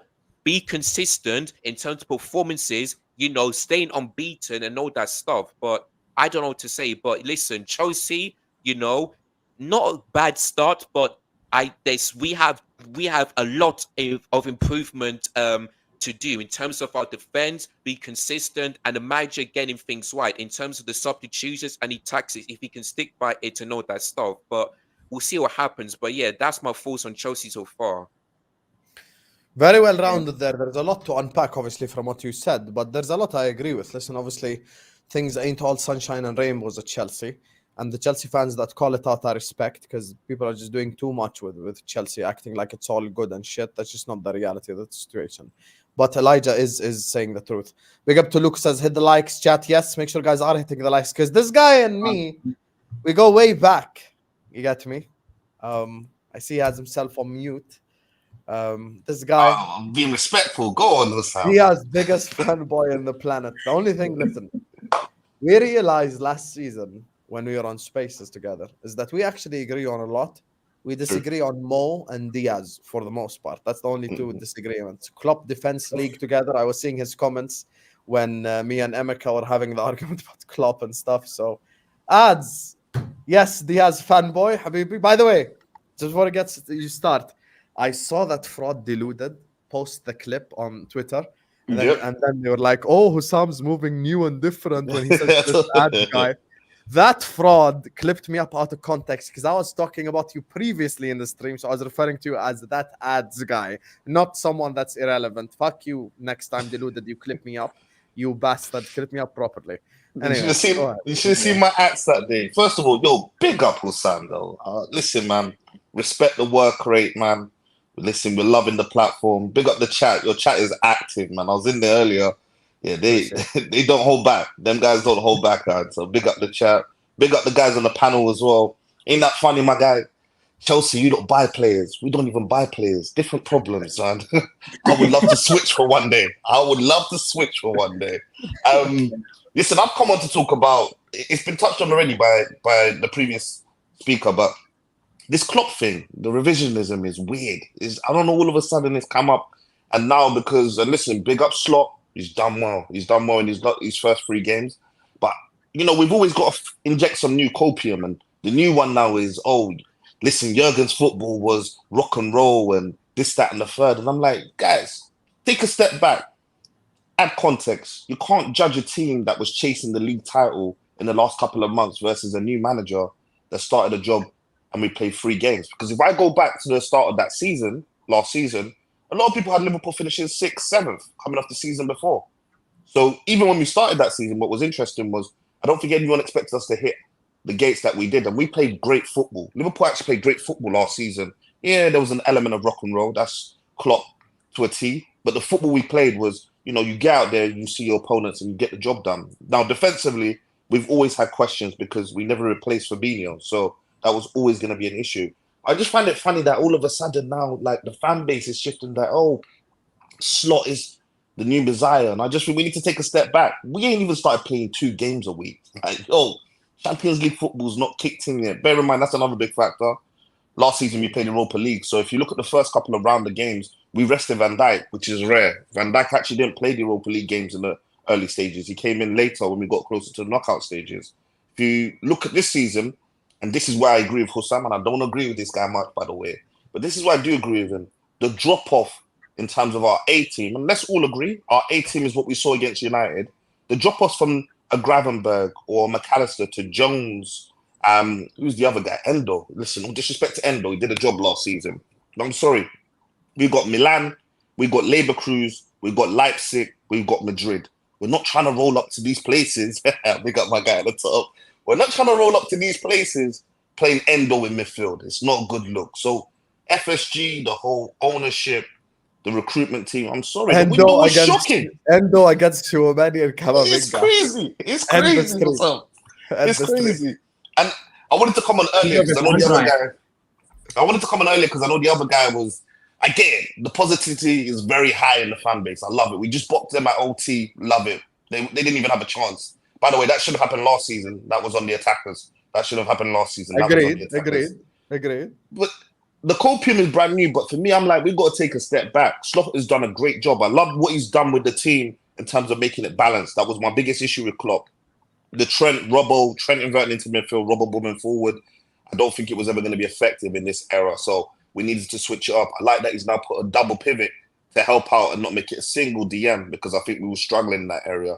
I like that. But the problem is when the rotation kicks in. So we've got a crazy run that's coming up soon where I think we've got like a crazy run where it starts off at like Milan and it runs all the way through to Man City at the end. There's 1 week in there where we've got Madrid midweek, Man City on the other side, and I think it's Southampton the week before. Now, Man City and Madrid, we've got to play our strongest if they're available. Now, I'll get onto that as well because Jota and Konate, like Husam said, love them guys. But availability is not their thing. It's not their thing. You can put any manager in there.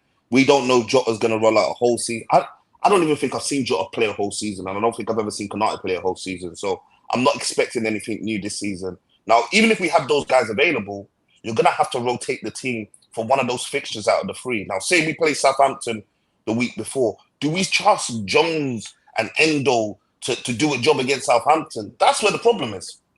The drop off from the A team to the B team, the quality is lacking massively, and those guys can do a job. But if you're talking about challenging and winning this Premier League, and by the way, can I just put something out there? I'm gonna be a bit shameless. The only manager that this great Guardiola guy has clapped out is Klopp, by the way. I just have to say that. No other manager in this Premier League has received that treatment. So I just got to put that out there. So when people look at the scenario and That's say we not can shameless at all. He's the only guy to beat him. it's facts. facts. That's facts. People don't want to hear it. You know me, I'm a Klopp Maybe guy. the I got to put that out Prem, there. Mourinho La Liga, no? No, just Prem. No, No, Prem. I kept it Prem, innit? Friend. I'll leave the La Liga one for you lot. But even then, you know who you just mentioned.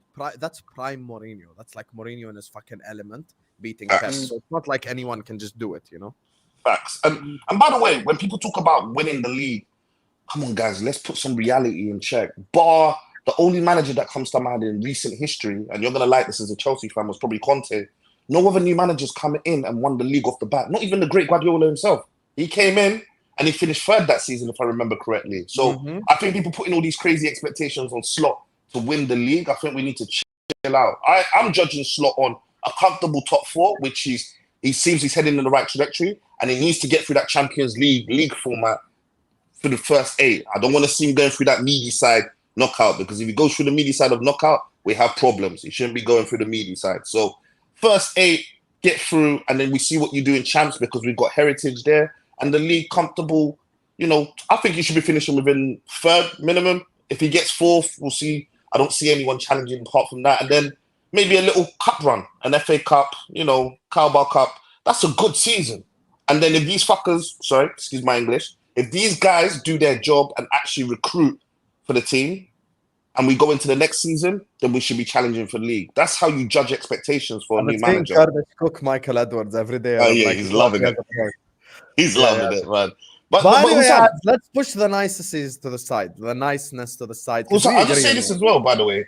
Let's This talk window about the was two the players worst. we disagree on, brother. Now, I'm going to get to you on that, but we just got to agree on this. This is the worst window we've had under this ownership, which our fan base have kind of glossed over and acted like it's nothing's happened. But we brought in Chiesa, and by the way, I think he's going to be a phenomenal player for us. But we only signed Chiesa on a budgeted deal, which was covered by Solanke's sell-on clause.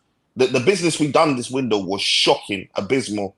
And I know managers like Klopp and Slot is proving that as well. The performances on the pitch will cover that up. But don't let people forget that, because they think we're going to get to January and spend money. But I don't trust this ownership to do that. But yeah, the floor is yours. Let's talk about our players. Let's go. No, I want you to talk. First, let's start with Diaz, and then we'll get to Mo, because Mo's Okay. bigger. We get that. You're not going to like my Mo answer, but yeah, we'll get to Mo, win it, man. Yeah. With Diaz, I have to interfere with Mo on this one. I'm not gonna lie. I have to be a Malgoof, you know.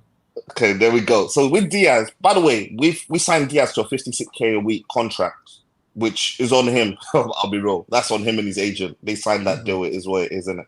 But the performance he's been putting out at this moment, I think the guy, he definitely deserves a new contract. Now, last season, Diaz did everything you want from a winger apart from end product. And of course, for our team, it's all about the end product. So it was important that this season, because the other guy, I don't trust the other guy. He's a donkey, Darwin Núñez. We all know that, innit, man? It was important that Diaz came back this season and at least starts working on the end product. And one thing I will give Slot is I think he's just simplified the game for Diaz, bro. So now when he's receiving the balls in areas where you have no choices. Either you make the killer pass or you take a shot on goal. So I actually think the coaching element of Slot for Diaz has actually benefited him well. Mohamed Salah, he's been phenomenal. I can't lie. Shocked me. Very, very happy what I'm seeing with my man. Contract issue. I don't think we should give him a 3 or an above years contract, in my opinion. I think with Mohamed Salah, and it's not that I don't think the player himself is going to lose his abilities. I think someone like Salah will maintain that level, but we still need to start looking towards the future. By the way, I said it the other time in your chat, I actually think FSG have really made their move to try and replace Salah. I just don't think they expected Salah to kick off the season like this. I think Chiesa is the signing that they want to slide in there to replace Salah, by the way. Right, man. Yeah, that's what I'm telling you. I know the way these guys think. They brought in Chiesa thinking, you know, low cut deal. We can get the best back out of players because that's their remit. Players that people don't believe in. Look at Salah when we first signed him. You can look at players in history. They pick up players that people don't believe in and they feel they can get the best out of them. Chiesa ticks all the boxes of that. The thing is, Salah started off this season like a man on fire. He's been brilliant, assisting, goal scoring, everything you want from your attacker. So now they've been forced, also with the pressure them coming out to the media, they've been forced to now say, okay. I like the fact he called them out. I said that. Oh, no, yeah. Him and Van Dijk on a rotation call out. 1 week is Van Dijk, the next day they go and get Salah, bro. Alisson as well before that called them out. They've got them on the ropes. This is what happens when you perform. So they forced their hands now that they got to go and speak to Salah. The question mark is, and I know Salah wants to stay and he should stay, is the length of the contract. I don't even think it's wages or whatsoever. I just think it's the length of the contract. I get it for Salah. Saudi's always going to be there for Salah. When people use that, I think it's irrelevant. It's always going to be there. But I think with Salah, it's important that for him, he gets a 3-year minimum. I don't know if the club want to offer him a 3-year. That's where the fine line differs. But my guy wants to go. I'm going to let him go, innit? Go on, my guy. No. Zeer. 1 second before you tell me. Okay. First, let's talk about Luis Diaz. When Adz says he does everything you want from a winger except end product. First of all, one of the biggest things that I want from a winger is end product. Second of all, that statement is false. I'll tell you why. If we're referring to end product as GA, then okay, that's what he didn't have. But then creatively is where I have a problem with Luis Diaz, because you can be a player that misses chances or in front of goal might not be as good as like a Mo or whoever. But if you create chances for the team, that alleviates pressure off of other people. The problem with us last season, because of Nunez and Diaz, and Jota never being fit, is the fact that Mo was our playmaker and our goal scorer from the front three, which is a problem. You cannot have the same guy score the goals and create. Now, last season, brother Adz, Semenyo, Anti Robertson, Sergi Reguilon, Marcus Rashford, Mudryk, Garnacho, Soufal from West Ham, and other embarrassing names have more big chances created than Luis Diaz.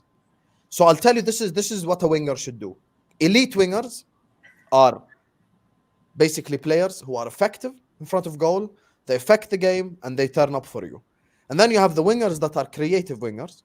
The problem with Luis Diaz last season is he was neither. He didn't create chances for the team. He didn't score goals. He didn't get assists. When you say everything you want from a winger, you're essentially saying last season Luis Diaz dribbled nice. That's basically what you're fucking saying. You know I love my aesthetics, but yeah, go on. Yeah, but here's the thing. When we talk about wingers, fuck all the agendas. We want Liverpool to win.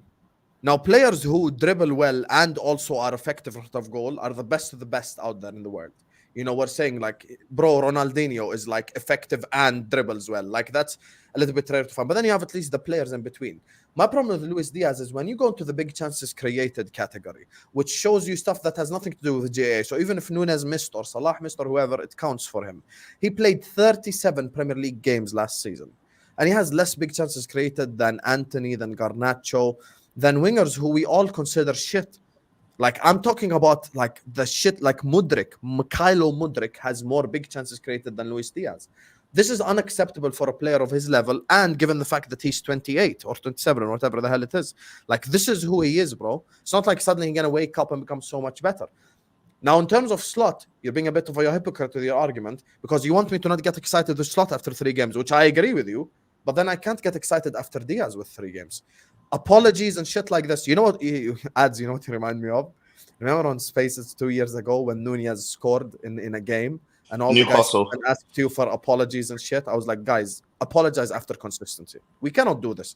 We cannot, after 3 games, yalla, give Diaz a new contract. No, Diaz doesn't deserve a new contract. I don't give a fuck about his pay or any of that type of stuff. It's about delivering. Now, if Diaz gets me 15 and 10 and is delivering in front of goal, then we'll say, okay, he deserves a new contract. He's been playing really well. The problem is the overall performance, it ain't hitting. It's just genuinely not hitting, like, at all. Like, No, but how can you not get goals, not get assists, and also not create big chances, but wow, you dribble. So you do everything that I want from a winger. That's not true. No, I agree with you. So I'm not asking for apologies for Diaz because he's still You got to prove that over time. I agree with you on that notion. Yeah. What I will say with Diaz, the reason I stress about the contract situation is there's obviously interest from Barca who ain't got the money and other teams. So I do think you have to tie him down to a better contract so you can add in a release clause or so like that for Diaz. Because I do believe in the long term, Diaz will be sold. But one thing we do need to agree on, the way he was playing last season, and it was poor in certain stages, 100%. But I think the tweak Slot has made is put him in better position. So there's no coincidence, if I'm correct, he's got what? Is it 3 goals and 1 assist this season? That's a great start for Diaz. Now, he needs to continue that. But I think the position he's picking up the ball, look at the Old Trafford game, even though they were abysmal and we ripped them to shreds, he was getting into positions where it's either has to make a killer pass or shoot. I'm sorry, last season, him and Darwin Núñez, bro, they were all over the gaff. Darwin Núñez was running left, right, and centre. And you remember the United game? I'll never forget. United at home. Diaz and Núñez, the ball falls to them, and they both run into each other in front of Onana, bro, man. These are guys that don't understand simple instructions. So I think what Slot has done is just stripped it back and said, look, let's simplify your game, pick up these balls in these positions, and make decisions. And we're seeing that. And I think we will continue this season. But I would never tell anyone to apologize for Diaz. I just keep telling people there is a player in there. When I look at Darwin Núñez, I don't see a player in there. There's a difference. Yeah, but with Diaz, if he delivers in front of goal, then everyone will say there's a player in there. 100. And I think he will do that this season. Can you be honest? Last season, the second goal, forget the header, because that one right in front of goal. The second goal, does Diaz of last year score that? He doesn't. No, he doesn't get himself into those positions. He's too far wide. No, but even when he did get himself into those positions, he didn't score. No, but now he's picking up central positions. Look at the assist he gave to Salah the other day.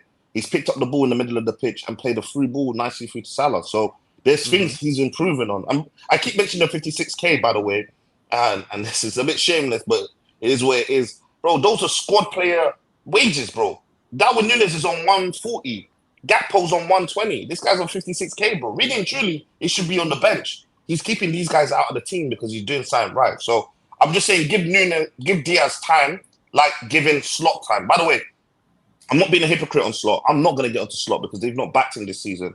But I'm saying the fan base is to lower their expectation. That's what I'm saying. When I say lower their expectation, you can't expect a team that finished third last season with a great manager like Klopp, who in my opinion overachieved, to go this season without strengthening and go and win the league. It doesn't make sense to me at all, bro. And by the way, Husam, you said Arsenal, without strengthening, yes. But if we strengthened, then we could have. Yeah, 100%. Yeah, well, that's on the ownership. But also, you said you think Arsenal's better than us. I think that's absolute cap as well. Arsenal is not better than us. The only difference is when we pick up injuries, we don't have the quality of depth as comparison to them. But they're not better than us. If Yeah, we have the problem is we rely on these guys. We rely on these guys. Like our reliance. Would I and you be confident the whole year if Konate and Jota played? Of course. But the problem 100%. is they let us down before. So why should I trust them? No, I agree with that. But when I look at Arsenal, the attack-wise, I question the attack. Obviously, they brought in Sterling, who I think is going to do great for them. But apart from Saka, their attack and maybe Trossard, it's day and night compared to us. The only part they stacked up against us, and this is why I'm annoyed again at the window, is defensively. I think they've reinforced their defense so well. Yeah, they did. Timber's an amazing signing for those guys. Defensively, they are solid. But going forward, I think this season, and by the way, I think they had what we had a couple of seasons ago when we had Mane, Salah, and Bobby. Injuries was not an impact at all. They managed to run through seasons multiple times. Arsenal are having that moment at the moment where they've had 2 or 3 seasons without having injuries at all. So we don't know what the season's going to entail. I think for us, though, when I look at my team on paper and even when we play up against these guys, I think we're better than Arsenal, in my opinion. But the league format will tell us this year. We'll see. The starting 11 is better than Arsenal, and we have the world-class players. They don't. However, it's the surrounding. Adz, how many times have we had Curtis Jones conversations? Like 3 fucking years? Are you not bored, honestly? How many times have we done Harvey Elliott conversations? 3 fucking years, the same exact shit. Emil Smith-Rowe went for 35. Gallagher went for 40. I think we should be putting Jones on the market. I think we get 60. That's what I'm saying, bro. Like, what's the fucking point? Another year of us acting like Curtis Jones is going to be okay when he plays. Like, it's just fucking boring. It's just the same shit, yahi. If we just signed these quality players, I mentioned examples earlier on Ederson, whoever the fuck, Zubimendi, Varela, no one gives fuck. Just get players in there. That you see that same exact games that you're talking about, Southampton, City, Madrid. You could go like for Southampton as an example. You could go like, you know what? McAllister, because of who you are, I trust you. I'm gonna play Endo McAllister. And then in the Madrid game, you play Zubimendi McAllister. And then in the fucking Manchester City game, you could go Gravenberch Zubimendi as an example. Rotation, you have options. We fucked ourselves in terms of options. Yeah, No, left facts, us with facts. no option whatsoever. We just destroyed everything that this whole thing is about. Now, when it comes to the king, Mo, you know, Adz, you're too stubborn. I realize on. this. You're too stubborn. You just need to be willing to change your opinion. There's someone we agree on 100%, who's Darwin Nunez. We agree. Donkey, shake hand, khalas, done. He's shit. If Darwin Nunez somehow this season scores 36 goals, we cannot call him donkey anymore. Khalas, man, the guy get better. If it's not gonna happen, but if. Now, with Mo, I feel like over the last 3 years, we've seen something from Mo that we haven't seen before. I'll tell you what it is. Maybe 3 years ago when we first met and started speaking, maybe it was pace and power. Maybe it was him getting in behind. Maybe it was, you know, all of that type of stuff. But this version of Mo has actually become a playmaker for our front three. Creatively alone, I cannot afford to lose that. I mean, last season, we're talking about big chances created. Last season, he had the most big chances created in the league. You and I both know if Nunez could finish his chances, alone Nunez, if he could finish his chances, forget the others, then Mo would win Playmaker award last season. So, like, for me, I'm just looking at the development of him as a player. We have to recognize when a player gets better in a certain trait. I feel like Mo went back, worked on his game, and is so much better creatively than he once was. So much better. There is no one that can convince me that Mo right now creatively isn't like 10 times better than when he was when he first walked in 17, 18. He's so much better creatively now. No, that's true. And I think- That's true. Yeah, and I think just with that alone, and listen, you know this, obviously the guy doesn't drink, take care of his body and all that shit. Listen, you watch football, you're a smart man. Lewandowski scored like so many fucking goals and should have won a Ballon d'Or when he was 34. Benzema won a Ballon d'Or age 34, 33. So like, I feel like, and I know you probably slightly agree with this as well, in terms of age and shit, someone like a Van Dijk, someone like a Mo, Alisson, of course, because he's a keeper. But those three, I think they can play till they're 35, 36.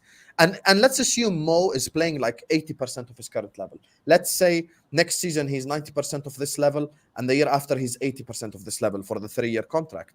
Then 80% Mo is probably still better than like 90% of the wingers in Europe, which I will live with that over him going to a Madrid, to a Barcelona, to Bayern, killing it, and them winning some shit, which I don't like. I don't want to see that. I want him to do well for my own club. So my thing is, all agendas aside, all bullshit aside, we sat there, we watched Premier League games together. We were on Spaces together from 3 years ago. From when Mo started developing, he, because of Nunez, by the way, went back, is now a touchline winger, is now more of a creative winger than even he is a goal-scoring winger, as we saw against Manchester United. That guy changed his game for Darwin Nunez. Darwin Nunez has 60 big chances in the Premier League. He scored 13 out of 60. 13. Actually, let me edit that because of the one big chance missed he has.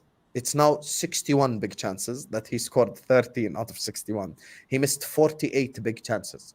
So, like, in terms of GA, the reason you see how I'm keeping my logic consistent with Diaz, the reason why Mo didn't get the A part is because players miss chances.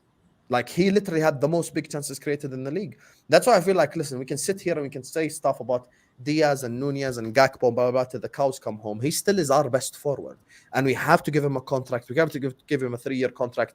And if he doesn't get it, I hope he continues to call out the club. 100%, I hope he continues to call out the club. And I want Virgil to call out the club, and I want Alisson to call out the club, and I want Trent to call out the club. Just collectively raise a middle finger to Richard Hughes, who's let everyone down. I know you might. He's been shocking. He's been shocking, by the way. He's been shocking. I know you might want just a bit of the content, but I was telling people in June, guys, relax and wait. We'll see what happens in August and blah, blah, blah. Obviously, I'm not on Space with you, so I don't really know what you've been saying. But like, we are like, okay, let's see what happens in August. We're going to do this. We're going to do that. This guy did not get the Gordon thing through, did not get the Zubimendi thing through, and has not extended a single player. What are you doing, like, in your office? I need to understand. Like, what are you sat there doing for 2 months? So overall, for me, Mo, I would still say is our best player, or you could say second best or whatever behind Alisson. Like, still in terms of consistency, 8 years in a row doing this shit. So I'm not willing to lose. I'm not willing to lose that, even if he's 80% of this 3 years from now, or even 70%. He's still one of the best. Like, you know what it is, Adz? We know our owners, okay?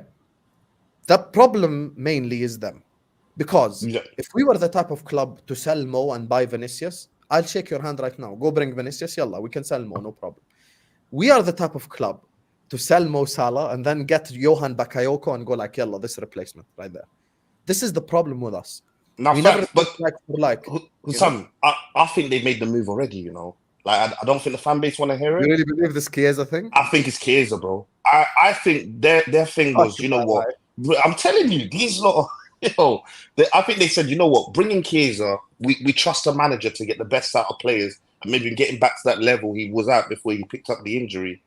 And with that, we can slowly phase out because they reported in the Athletic, they double down. They don't want to give contracts to players over 30. That's been their remit from the get-go. So the move to go get that goalkeeper in, bro, let's be real, bro. These guys are trying to move out Alisson Becker because they don't want to pay these wages, bro. This is how they operate. That one is an even bigger disaster than the most. I know. But this is how they operate. And I'm looking at the Chiesa situation. Like, I see what they're trying to do. But what they didn't expect was the performance level of Salah to be this season. So I think that caught them off guard completely.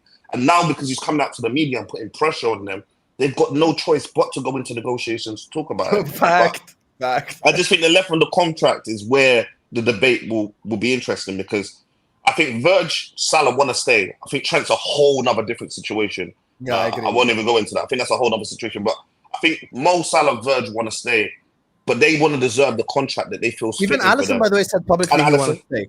And Alisson as well. But these guys, we know how they move. They're trying to move off these big wages and bring in other players and start from fresh. That's how they work. It's so sad because it's so true as well. Oh my God, man. It's going to be Mamar Bishvili and Chiesa replacing Mo. Yeah, guys, we ain't winning a league. Still, 30 years and counting. Let's go. Another 30 years. Listen, man, they spent the whole window trying to get Zubamendi, and they didn't get the guy, and then they gave us Chiesa, and they told the fan base to be happy. This is our... So when I had Chelsea problems, I'm like, brother, I would love to have some of the players you lot got, man, because they don't give us nothing on this side. Nothing. Yeah, but their model is unsustainable as well. You know what's funny about everything you just said? This team, even with slot and shit, had we just signed like the 3 fucking positions that we needed, even like 30 mil each, I'd be sat here so fucking confident that we could like win the league genuinely or win the Champions League genuinely. But now, you know what I'm relying on? Now, if City draw Madrid, I need City to win. I just want Madrid to fuck off so we can play everyone else. And you know what it is? In a Champions League scenario, I'd low-key be like, against Man City, I'd back us. Like, I'd be like, you know, that's our competition. Be like, okay. Yeah, heritage just get you. Yeah, we have a chance, you know, but Real Madrid, I'm not trying to see them. Hey, Husam, if we keep our players, I think... Even I'm sick and tired of them myself. If we keep our players, so you know the difference between... If we keep Jota fit and Konate fit, I think we beat them this time at Anfield, by the way. Yes, but if Konate is behind Trent versus if Kwanzaa is behind Trent, 2 different animals. Sure. And the manager's already... That's another thing with Slot. I need him to dial down what he's saying outside to the media as well. I love it, man. Tell us how you broke down this guy, Ten Hag, the frauds, tactics. That's cool. Tell us why you felt you need to take out Kwanzaa. But there's going to be some time I need you to dim it down because the results might not go the way we want. And I don't need you coming up to flame the players or talk on the situation. So I need him to take that Dutch mentality and just tone it down a little bit, man. But the manager himself, Husam, listen, the Klopp job was always going to be hard. I've been very impressed by Slot. I like what he's doing with the team. 100%. It's just time will tell. I'm like you. Time will tell how he does with adversity because I do know I told people, this fan base is not even used to drawing anymore. You know, a draw is like a loss. You know, people talk about the United games last season, bro. Bro, you know, those are draws, you know. Like, apart from the FA Cup one, which we gave to them because they don't care about that. Those other ones were draw, but when people look back at it, we look at it like losses. So the fan base is not ready for even draws. So I need Slot to be prepared for when that does happen. And it will happen. It's a long season. And see how he reacts during those periods as well. Okay, listen, Adz, it's been fantastic speaking to you, my brother. You need to reach out to me on Snapchat so you can come more on like halftime shows and shit as well and speak and talk. No, I've got you. I'm active I'm going to be active. I'm enjoying your chat. I'm about. Yeah. I appreciate you. Big up to Elijah as well. Make sure you guys go subscribe to Elijah's channel. Make sure you guys go subscribe to Zeer Talks as well. Listen, there's about 5 people in the big background. I'm only going to go keep this for the next half an hour. So I appreciate all 3 of you guys. Thank you guys so much. I'll bring out all the rest in the background now. مرة واحدة وخلاص, so we can end after half an hour. Appreciate you guys, man. Thank you. Yeah, Thank you. big Make up. sure you guys please subscribe. Big up, big up, Yeah. big up, big up. So, what, you guys just want to stay here the whole time? Yeah, you can kick us. Hold that. See, Elijah, I don't want to kick you. I kicked Zeer because he's a fraud, but I don't want to kick you. Okay. See, anything you See want to it, say right. before you go? Yeah, subscribe to my channel because I'm on road to 1K. Can you reach out to me as well? Because I might get you on the channel as well in terms of talking Yeah, about Chelsea. I will do. Yeah. Email me, please. Email me. Yeah. Or just download Yeah. Snapchat to make my life easier. Yeah, I will do. Yeah. Yeah. See you. Yeah. Anyway, typo, I need to see a camera. I need to see a face. Please, brother. We have 1, 2, 3, 4, 5, 6 people about to fucking come out. So you all have half an hour. You can do Royal Rumble together. LFC had a net loss of 2 in the last 3 seasons. If we spent 70 million on second choice DM that doesn't work out and blah, blah, blah, move on free, we'll be done in terms of FFP. You fully believe that this football club will be done in terms of FFP when this football club is the only football club alongside Tottenham Hotspur who could spend as much money as we wanted without breaking FFP rules. Stop listening to the PR and actually use your own brains. A club that spends as low as us is not going to break FFP or PSR rules. Yahi, wake the fuck up. I beg you, just wake up. Stop existing in your own universe, ya habibi. Stop. Just wake up. Smell the coffee. Realize that it's just genuinely just... Please, everyone just wake the fuck up, guys. I'm so tired of explaining this. PR nonsense. We have money. We could have spent it. Varela's literally Zubimendi light. You heard the stream earlier on with Northside. He literally watches the Portuguese league, man. Like, come on, Chiesa, man. Just wake the fuck up. Stop falling for all this PR nonsense. Anyway, time to bring on all of the guys. You guys have literally 30 minutes. And then I'm going to kick all of you out and then end the stream. You get me?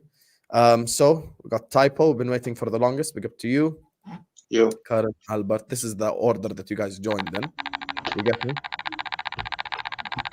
Someone has a mad background noise. They got Husam, man. They got Husam every It's you, time, Max. you know. Then we Max, you got crazy background noise. It's like I have no big idea up what the fuck. Husam. Yes, big up Mookie. Mo, can you just message me on Snapchat just to know that it's you or not? Mo, message me in Snapchat بس عشان أعرف it's you or not. Anyway, go ahead, Typo, because his phone is on 4%. What do you want to rebuttal / discuss? There were like quite a lot of things on to rebuttal. For example, when I think Emeka came on, he said Arsenal barely have injuries. That's very false. We have quite a lot of injuries to key players. It's just that, how do I say? When like it or not, Zinchenko was a key player for us, whether you rate him or not last season. So he probably in his head didn't count him as a key player. Thomas Partey, yes, he's injury prone, but the season before he played like 30 games, which I think again, I don't expect him to know because obviously he's a Liverpool fan, but and he doesn't like follow Arsenal. But that's kind of true. So it's like Arsenal do get injuries, and just because you have Arne Slot, who I think is doing a fantastic job, that doesn't mean you're not gonna get injuries again. I feel like that was mad. Blaming injuries on Klopp, that was just mad. Like, I don't know if you agree or not, but blaming injuries on Klopp is mad. Yes or no? Yeah, I agree. That's what I told them. So that's that. And also, this might sound controversial, but when you said you have when you said you have better players in Arsenal, I think it's equal. In a combined 11, it's probably like 5-6 or 6-5. I'm putting Havertz ahead of Jota. Number one, Jota is injury prone. We can both agree on that. No, Jota is injury prone. Yes or no? The same way you said we can't be putting Reece James. We have to be fair. And I think Kai Havertz is becoming a bit of a scapegoat to Arsenal. See, I didn't want Kai Havertz. But at the same time, I think since the turn of the year, he has the second most GA or the third most GA since the turn of the year, which is quite impressive. And also, you watched the Brighton game, right? Before I assume. Yeah, I did. I did. People are blaming Kai Havertz for the miss, but the thing is that people are saying a clinical strike would have buried that. I agree. But you know the thing, that first, like like that first touch he did where he spun Veltman, like if a Cruyff turn from like the halfway line and use the speed. Other players can't do that. So I think like people don't analyze that aspect. Where it's like, oh, a clinical striker would have buried that Havertz chance. I agree, yes, but clinical striker couldn't have like gotten the, done the first chance because most clinical strikers aren't that technically gifted. The only person like I think that could have done the first touch, the dribble and finish is probably like Alexander Isak, Mo Salah. Top class players. Have I said anything crazy so far? Like including the Havertz is ahead of Jota as it stands now. I feel like it's fair to say. No, that is definitely crazy. I mean, Jota is better than Havertz, but if No, your no, argument- no. It's not better. No, not better as an ability, but I'm saying, but on form, yeah, on let me form, speak. since If your argument is injury proneness, then yes, Havertz is more available. no, not even available. Havertz has been performing at the back end of the season in the title race. Like you said, who's going to perform for Arsenal? Havertz came up with clutch goal. He scored the winner in the North London derby. He scored the winner versus Brentford twice. He also got the assist versus Man City when we beat them 1-0, and the assist versus United at Old Trafford. So I'm like, so he has his moments. I feel like we're kind of overlooking Havertz a bit. And the thing is that I feel like it's a bit of lazy analysis, because I feel like in the Arsenal fan base, Havertz is becoming like a fall guy to protect our favorite players. If you watch the Brighton match, which you said you did, Saka missed like 3 chances, 3, and the fan base is complaining about Havertz missing 1. I like Saka, but we can't be doing this thing where we're making players that who are like the flavor of the month, like fall guys to protect Trossard or Saka. And I feel like that's going to continue happening until maybe let's say he scores like 18 to 20 goals. And as for the Jota take, like we always say, availability is the best ability. Havertz has been performing consistently. The thing that even Jota, I'm not even trying to discuss because Jota is better than Havertz. But I'm saying on form now, Havertz has been better because Jota still started versus Everton, and I think it was his Crystal Palace when you guys lost. Like, don't get me wrong, because of the donkey. I won't say his name because I know you don't like him. I'll just call him the donkey. The donkey kind of messed you guys up, and yeah. It's kind of crazy how I actually want to, Arsenal linked to Nunes. I was begging for Nunes to come so much. I am so happy that you guys took him off. On behalf of Michael Edwards and FSG, I thank all of you. Like, all of you, please, thank you for signing Nunes away from us. Because, oh my God. But yeah, I think in terms of Arsenal and our league position, yeah, all of the things I'm saying, I still feel like we can lose versus Tottenham and City. And yeah, if Arsenal don't win the league, then I hope Liverpool win it. Because it's very easy. It's very, very feasible that Arsenal could lose versus Tottenham and City. I'm not going to lie. We could very easily lose to Tottenham and like City. So it's like, and I think if we lose both of those 2 games, we could be out of the title race. Because that's 8 points clear in September. Like, it's 8 points clear. So I just don't get, like, I'm not too sure. I think we had a poor transfer window, but looking at Liverpool's transfer window, like, so I have a friend that's like a Liverpool fan. He said Arsenal are angered that they didn't sign a striker. Meanwhile, I'm happy mine isn't playing. Yeah, I hear you. I do appreciate the typo. Just in the interest of time, I want to go to my guy Karan. Big up to you, Karan. You get me? Thank you for joining us. Andrea Perlo book. I'm digging it. Talk to the people, brother. I mean, I've been listening for about since the end of the first call. I've just been listening in the background, and there's a lot of it's something I struggle with a lot of these football conversations. A lot of it is based on what fans and what people think about business or the team or this and that, all things that have nothing to do with the football. How are you going to beat teams? That's how are you going to beat, not because everyone's focused on who's getting into a combined 11, who's the better player, who's the better thing. Do you have the ability to beat more teams and accumulate more points than the rest of the league, or whatever position you want to talk about? Champions League, Europa League, Conference League, a relegation. Do you have the ability to score more goals and concede less goals than whoever you are competing with in your mini league or whatever? And people don't really talk about that. They talk about your first caller was talking about Saka and Trossard, the 2 only main attackers that they can rely on. I think a couple of people have been talking about that as well. And what I would like to say to you is, and I'll say to everyone as well, the more sustainable way of beating teams in football, it's a low scoring game. It's not a high scoring game. It's not a 70 to 80 point goals. You don't get crazy amount of goals. It's a low scoring game.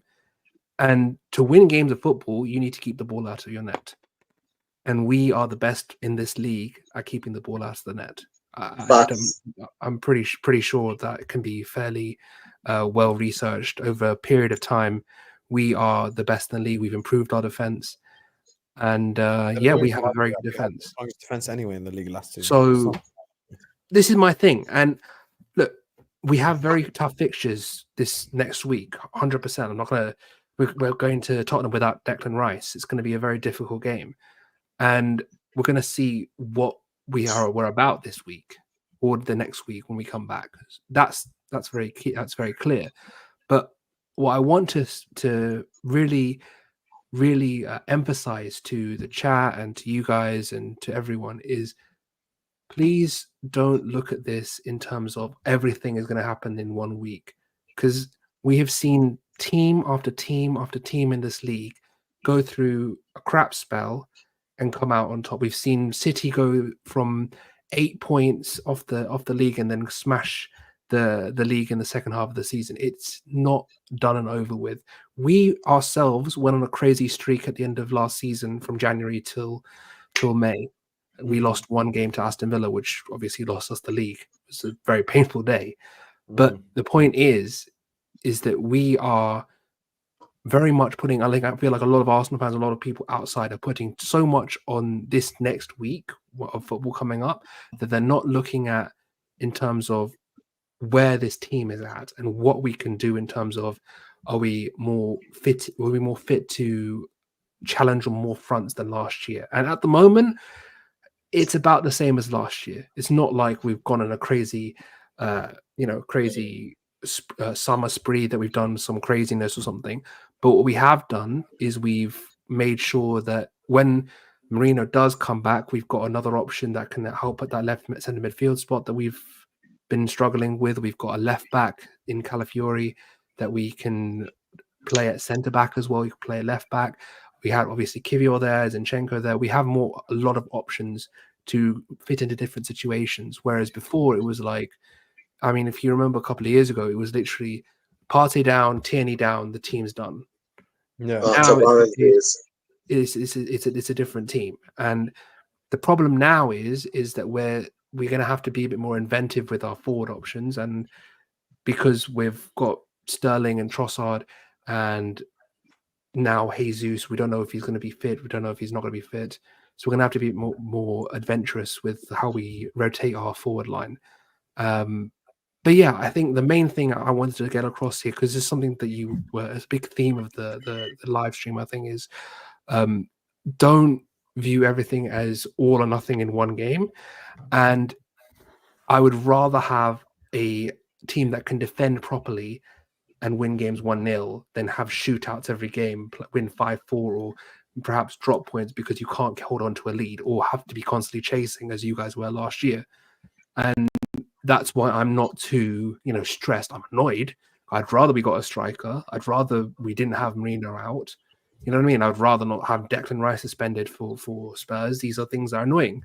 But in terms of the game model and the squad planning that we've done, much rather have what we have than a team like yourselves that are so stacked in attack.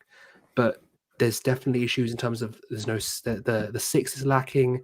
There's certain defending positions that are a bit lacking, maybe a left back because Robertson's on the decline a bit. We don't know what's going on with Trent. So these are things just because we were talking about Liverpool Arsenal earlier. That's the only reason I wanted to kind of have a chat with you guys. But yeah, that's all I've got to say. Listen, I had that big debate with Emeka. I've had debates already across the stream. Arsenal already finished above us. They strengthened. We didn't in short term. So we just can't sit up here and live in Delulu land. Just because this manager keeps the ball a bit more doesn't mean we're going to be significantly better. I don't subscribe to that notion, to be honest with you. I'm sorry, Sam. Can I quickly ask my man a quick question? I'm sorry. We don't have time because there's 6 people that need to speak. Oh, okay, sorry. That's cool. And Albert hasn't done his monologue yet, so go ahead, Albert. Yeah, with all due respect to rival fans, Manchester United supporters, we know you are shit. You don't have to come on Husam show to tell us you are shit. We know you are shit.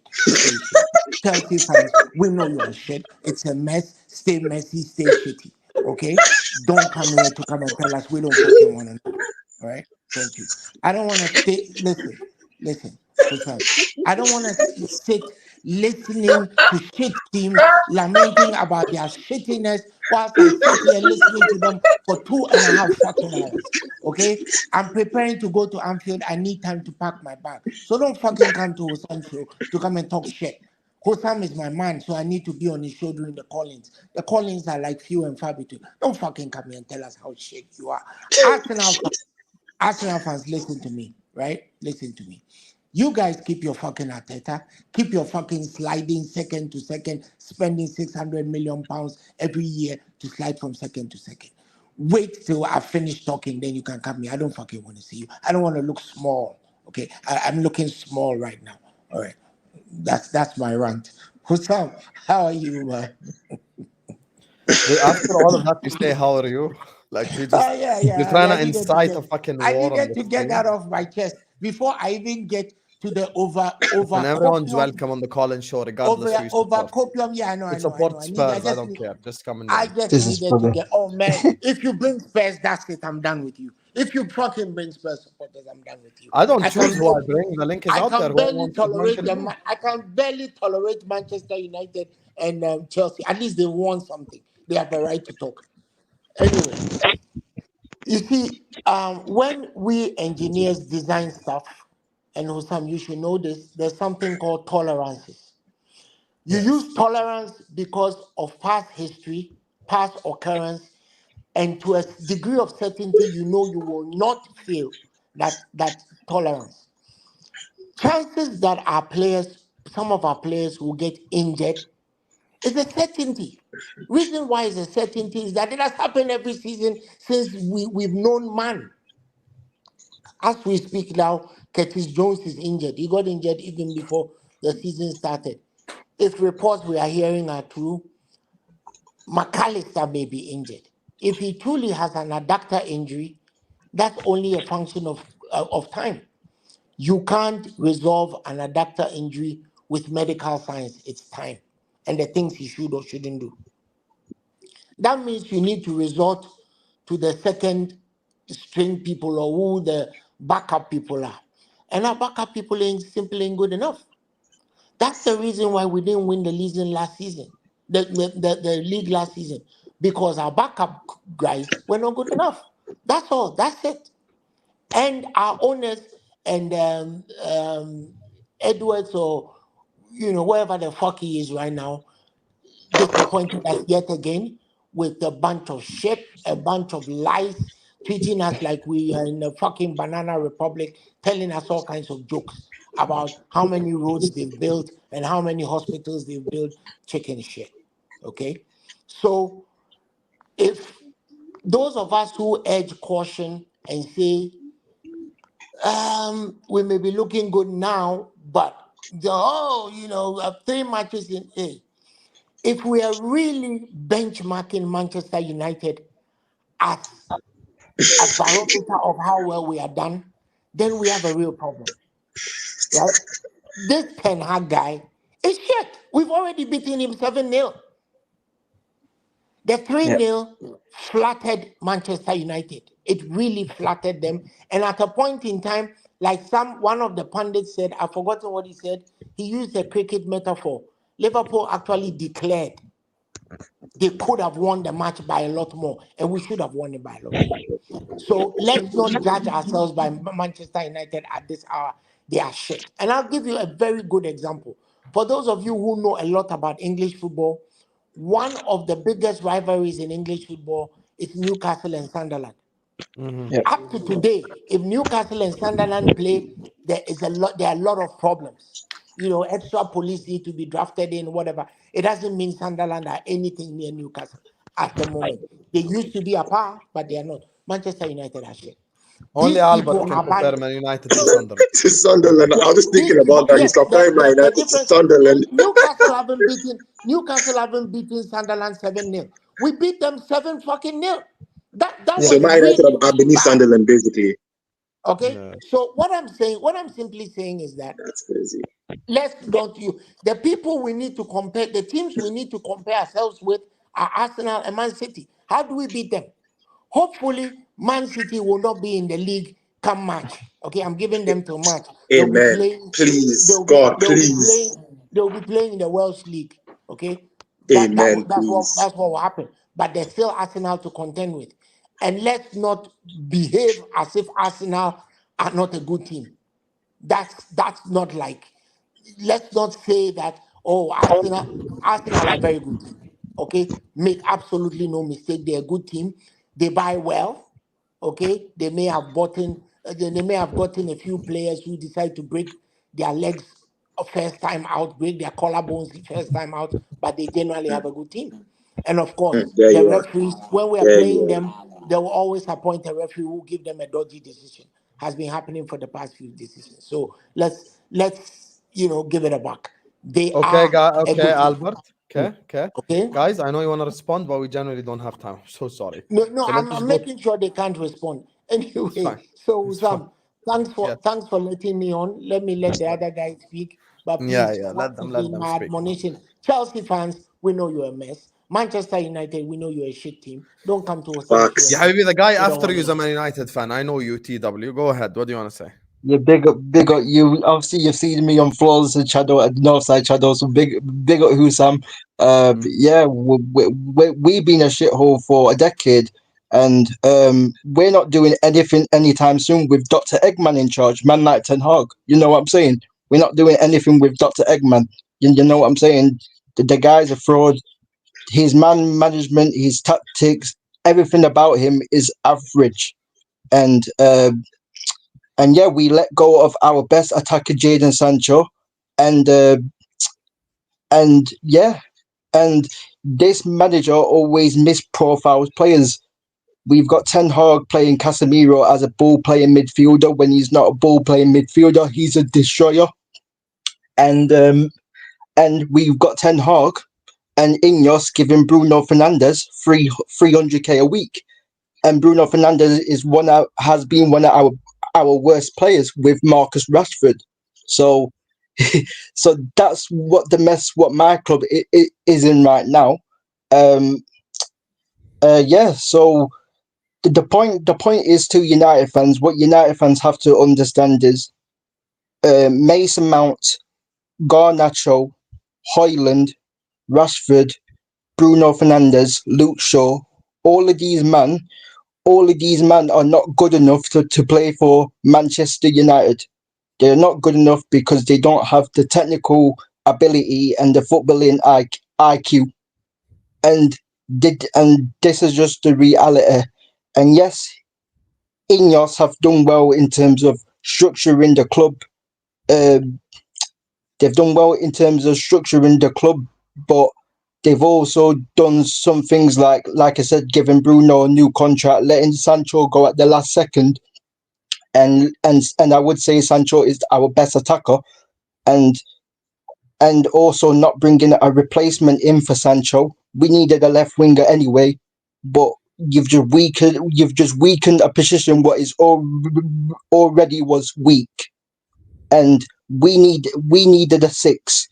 We spent 42 million on Ugarte. A lot of people might say that's a good price, but we could have got Fofana for 25 million from league, and we could have got Fofana, who is a similar profile to an Ugarte, and he's technically more better than Ugarte. So I want to Sanderberg and Ugarte, or I wanted Sanderberg and Fofana, because Man United need we need a six. We also need a ball playing midfielder. We need like a Frankie De Jong type of profile, a Rodri, a Lavia, a Zubimendi, a Vitinha for PSG. We need that type of profile, and Sanderberg was that profile of player, and he was only worth £20 million, and now he's gone to Fulham. So that was a mistake on Ineos's part, and my fan base have settled for mediocrity for a very long time, and I've always spoken about this. We can sign all the players that we want, but until this manager goes, we aren't doing shit. And And this is the reality. And we've got too many of our attackers, but don't also have the basic technical ability and don't have the basic IQ. Like we've got, like basically Garnacho is on the same level as Darwin Núñez and Brendan Johnson and Timo Werner and them guys there. Same with Rashford. So our best attackers are Xerxes, Amad Diallo at the football club. That's our best two attackers right now. So yeah, so I hear you. that's what it I hear is. you. Okay, I appreciate that. I get what you're saying, selling Sancho and all this, wrong decisions and stuff. We'll see. Time can tell. You could be 100% correct. Max, talk What's to me, up, brother. brother? Another Arsenal fan. Yes, of course. We were talking about Liverpool being on the same level as City and Arsenal, but really they're just as unserious as Chelsea and Man United. Look at the window. They brought in Chiesa, and that's it. I mean, keeper, whatever. But the contracts on your key players, the world-class players you have at the club, you're telling me Trent isn't going to get attracted by Real next season? If Trent leaves, who else do you think is going to stay? Because I don't think anyone's going to stay if they're not going to bring anyone else in. The problem is they're not going to challenge for a long period of time. They have to do something now. But with the first season of Slot, it's going to be tough. For us, I think our window was good. The problem is we don't have that clinical edge that we need, I think, to beat City in the long run. I think we could challenge on all fronts this season, but I think beating City is going to be too tough. The left back area was a problem for us last season. Now we have Tierney, Zinchenko, Kivior, Tomiyasu, Calafiori, and Timber all could play there. So I don't think there's any issue in our defense at all. I think we'll be the best by far, but I don't think we can score goals like we did last season without a clinical striker. What do you think? Now, listen, I hear what you're saying in terms of clinical striker. I think Arsenal needed that, obviously. I think Liverpool are unserious. I know some people don't like to hear it if it's coming from a rival, but it is true. Yeah. I mean, given the shit window that we just had, that's the reality. What am I going to sit up here and deny it? We definitely are unserious and we don't want to win the league. If we actually had ambition, then this wouldn't have happened. So I agree with a lot of your points there. Yeah. But it's just finding a sustainable way to win games of football. If you find a sustainable way to win games of football, then goals can be divided and shared and all that type of stuff. Yeah. But I do appreciate what you're saying. There's a lot of truth to what you're saying as well. So big up Thank to you, you, brother. Max. Appreciate you. Nice meeting you for the first time as well. Yes. Mookie, what do you want? You're on mute. This guy's a streamer with 70,000 people and he's on mute. Imagine. I'm sorry. I'm gonna be positive because I'm not Chelsea or United fan, so I can be positive. Honestly, in my opinion, Liverpool gonna be better than Arsenal this year. Don't know about City. I think City gonna win the league. To begin with, I want to praise Slot. He's doing a fantastic job so far. Someone will say that we only play 3 games. Let's relax. But also, if we had lost 3 games, then it will be it will be just 3 games. It will be disappointment. So it's not about just 3 games. Just a second, sorry. I like how he adjusts the tactics and everything.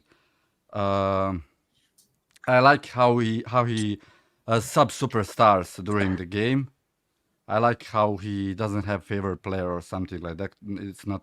He's not emotionally attached to the players. I don't know. The best thing, I like how he knows Man United players and tactics better than Ten Hag. I like that. So, what else? Yeah, about Salah. Salah is very smart. He used the media in the best possible way. But then again, that's a shame for our owners, honestly, that he must use media for his contract. Our best player, best winger in the league, he must come out and speak to media about new contract. That's disgraceful, honestly. Chiesa. I don't know. I don't know if I ever seen someone so happy to wear a Liverpool shirt. Honestly, and I've seen how he trains and how much he wants to succeed, and that's enough for me to support him 100%. Honestly, Gravenberg, he's amazing. A man I would sell before Diaz and Nunez, but with Slot, it's a totally different story, and he becomes incredible player. I hope it will continue like that. As I said, the biggest problem with Liverpool this year gonna be injuries. And if by some miracle of God, like we avoid major injuries before transfer window in January, maybe, just maybe, we can like hope for something special this season. If nothing else, we Liverpool fans know best how to hope and dream. We are number one there, honestly. The comparison between Klopp and Slot annoys me terribly. I'm the first to root for Slot to be better than Klopp like 5 times, and I hope he gonna bring us more trophies than Klopp. But it's absolutely ridiculous to make this comparison with Klopp and Slot. Klopp was like, he must always be respected. He was turning point, a revolution, whatever you want to call it. These are new times, and like these are the new beginnings. And yeah, he is not everything being positive. Ironically, the man who I had the most hope with was Michael Edwards, and he disappoints me most because transfer windows was terrible. I don't know what. I don't want to go into details. Who knows what happens behind closed doors, you know? But in January, I expect something much better. I hope And so. especially at the end of the season or beginning of the next one, I expect a much better transfer period, and yeah, that will be it. Like the stream. Thanks, Husam. Gonna go work. Good night, everyone. That's it for me. Bless up. Bless up, Bless up, bro. Mookie, man. Big up, Mookie. Mo, talk to the people, Habibi. Assalamu alaikum, bro. How are you? Walaikum salam. Alhamdulillah, I'm good. Listen, bro, I was gonna come for Max, but he just left. I was gonna say, he tried to say we're not on the same level as Arsenal and City just because we didn't spend in the summer. But the fact that we are on the same level as Arsenal and City is because we haven't spent in the summer. We would have pulled far ahead if we just got a proper DM. I'm not even messing, to be honest. I don't think that's far-fetched either to say. I was gonna say as well, I don't know if I'm fully convinced with this whole Gravenberg thing. Even when I'm watching him play, am I really seeing a 6 or am I seeing an 8 who's just, I mean, even the better part of his game is where he's picking up the ball and he's driving forward, looking for that final pass. So yeah, I think to be honest, the main props is for McAllister. I think he's been the more DM in the team.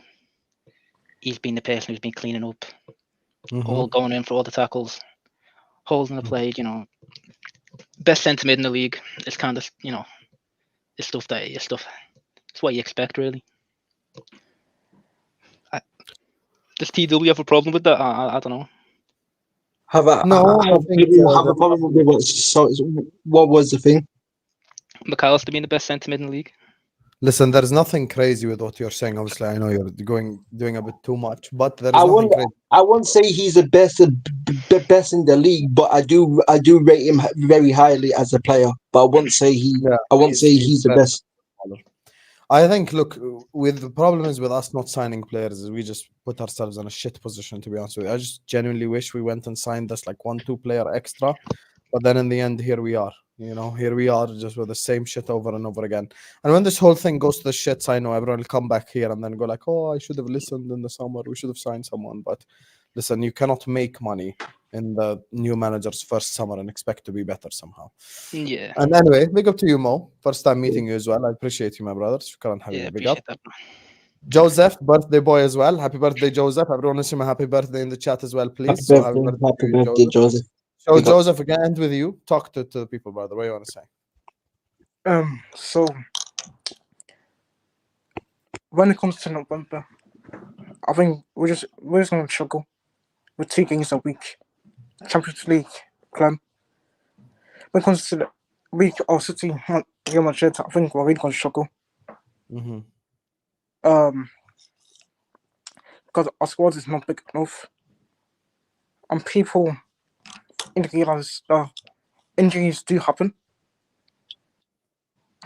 Because it's not like all these players gonna stay fit all season. Because that's not possible. Mm-hmm. Yeah, it's just not possible.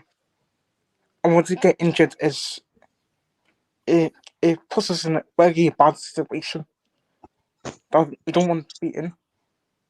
And that's why we should sign players in the summer. And making 10 million profits in the summer just makes no sense to me. So yeah. Now listen, I'm with you. I think it's gonna be a very tough period, and we have to just genuinely rotate and stuff like that. And it's gonna be very difficult with the squad that we have and shit. It's just not good enough. I do agree with you though. You are 100% correct in terms of we genuinely should have done better, and just unfortunately in this situation. Happy birthday to you as well. Everyone in the chat is wishing you a happy birthday. So big up to you, my guy, or Joseph. Big up to the community as well. Big up to you, Karan, Albert, TW Mo, and Joseph. Big up everyone who called in. This has been one hell of a stream. Thank you guys all for the love. Make sure you guys are liking. Make sure you guys are subscribing. And khalas, now it's 1 a.m. I'm gonna head out, Habibis. So I love you all. I'll see you guys later, man. Peace out.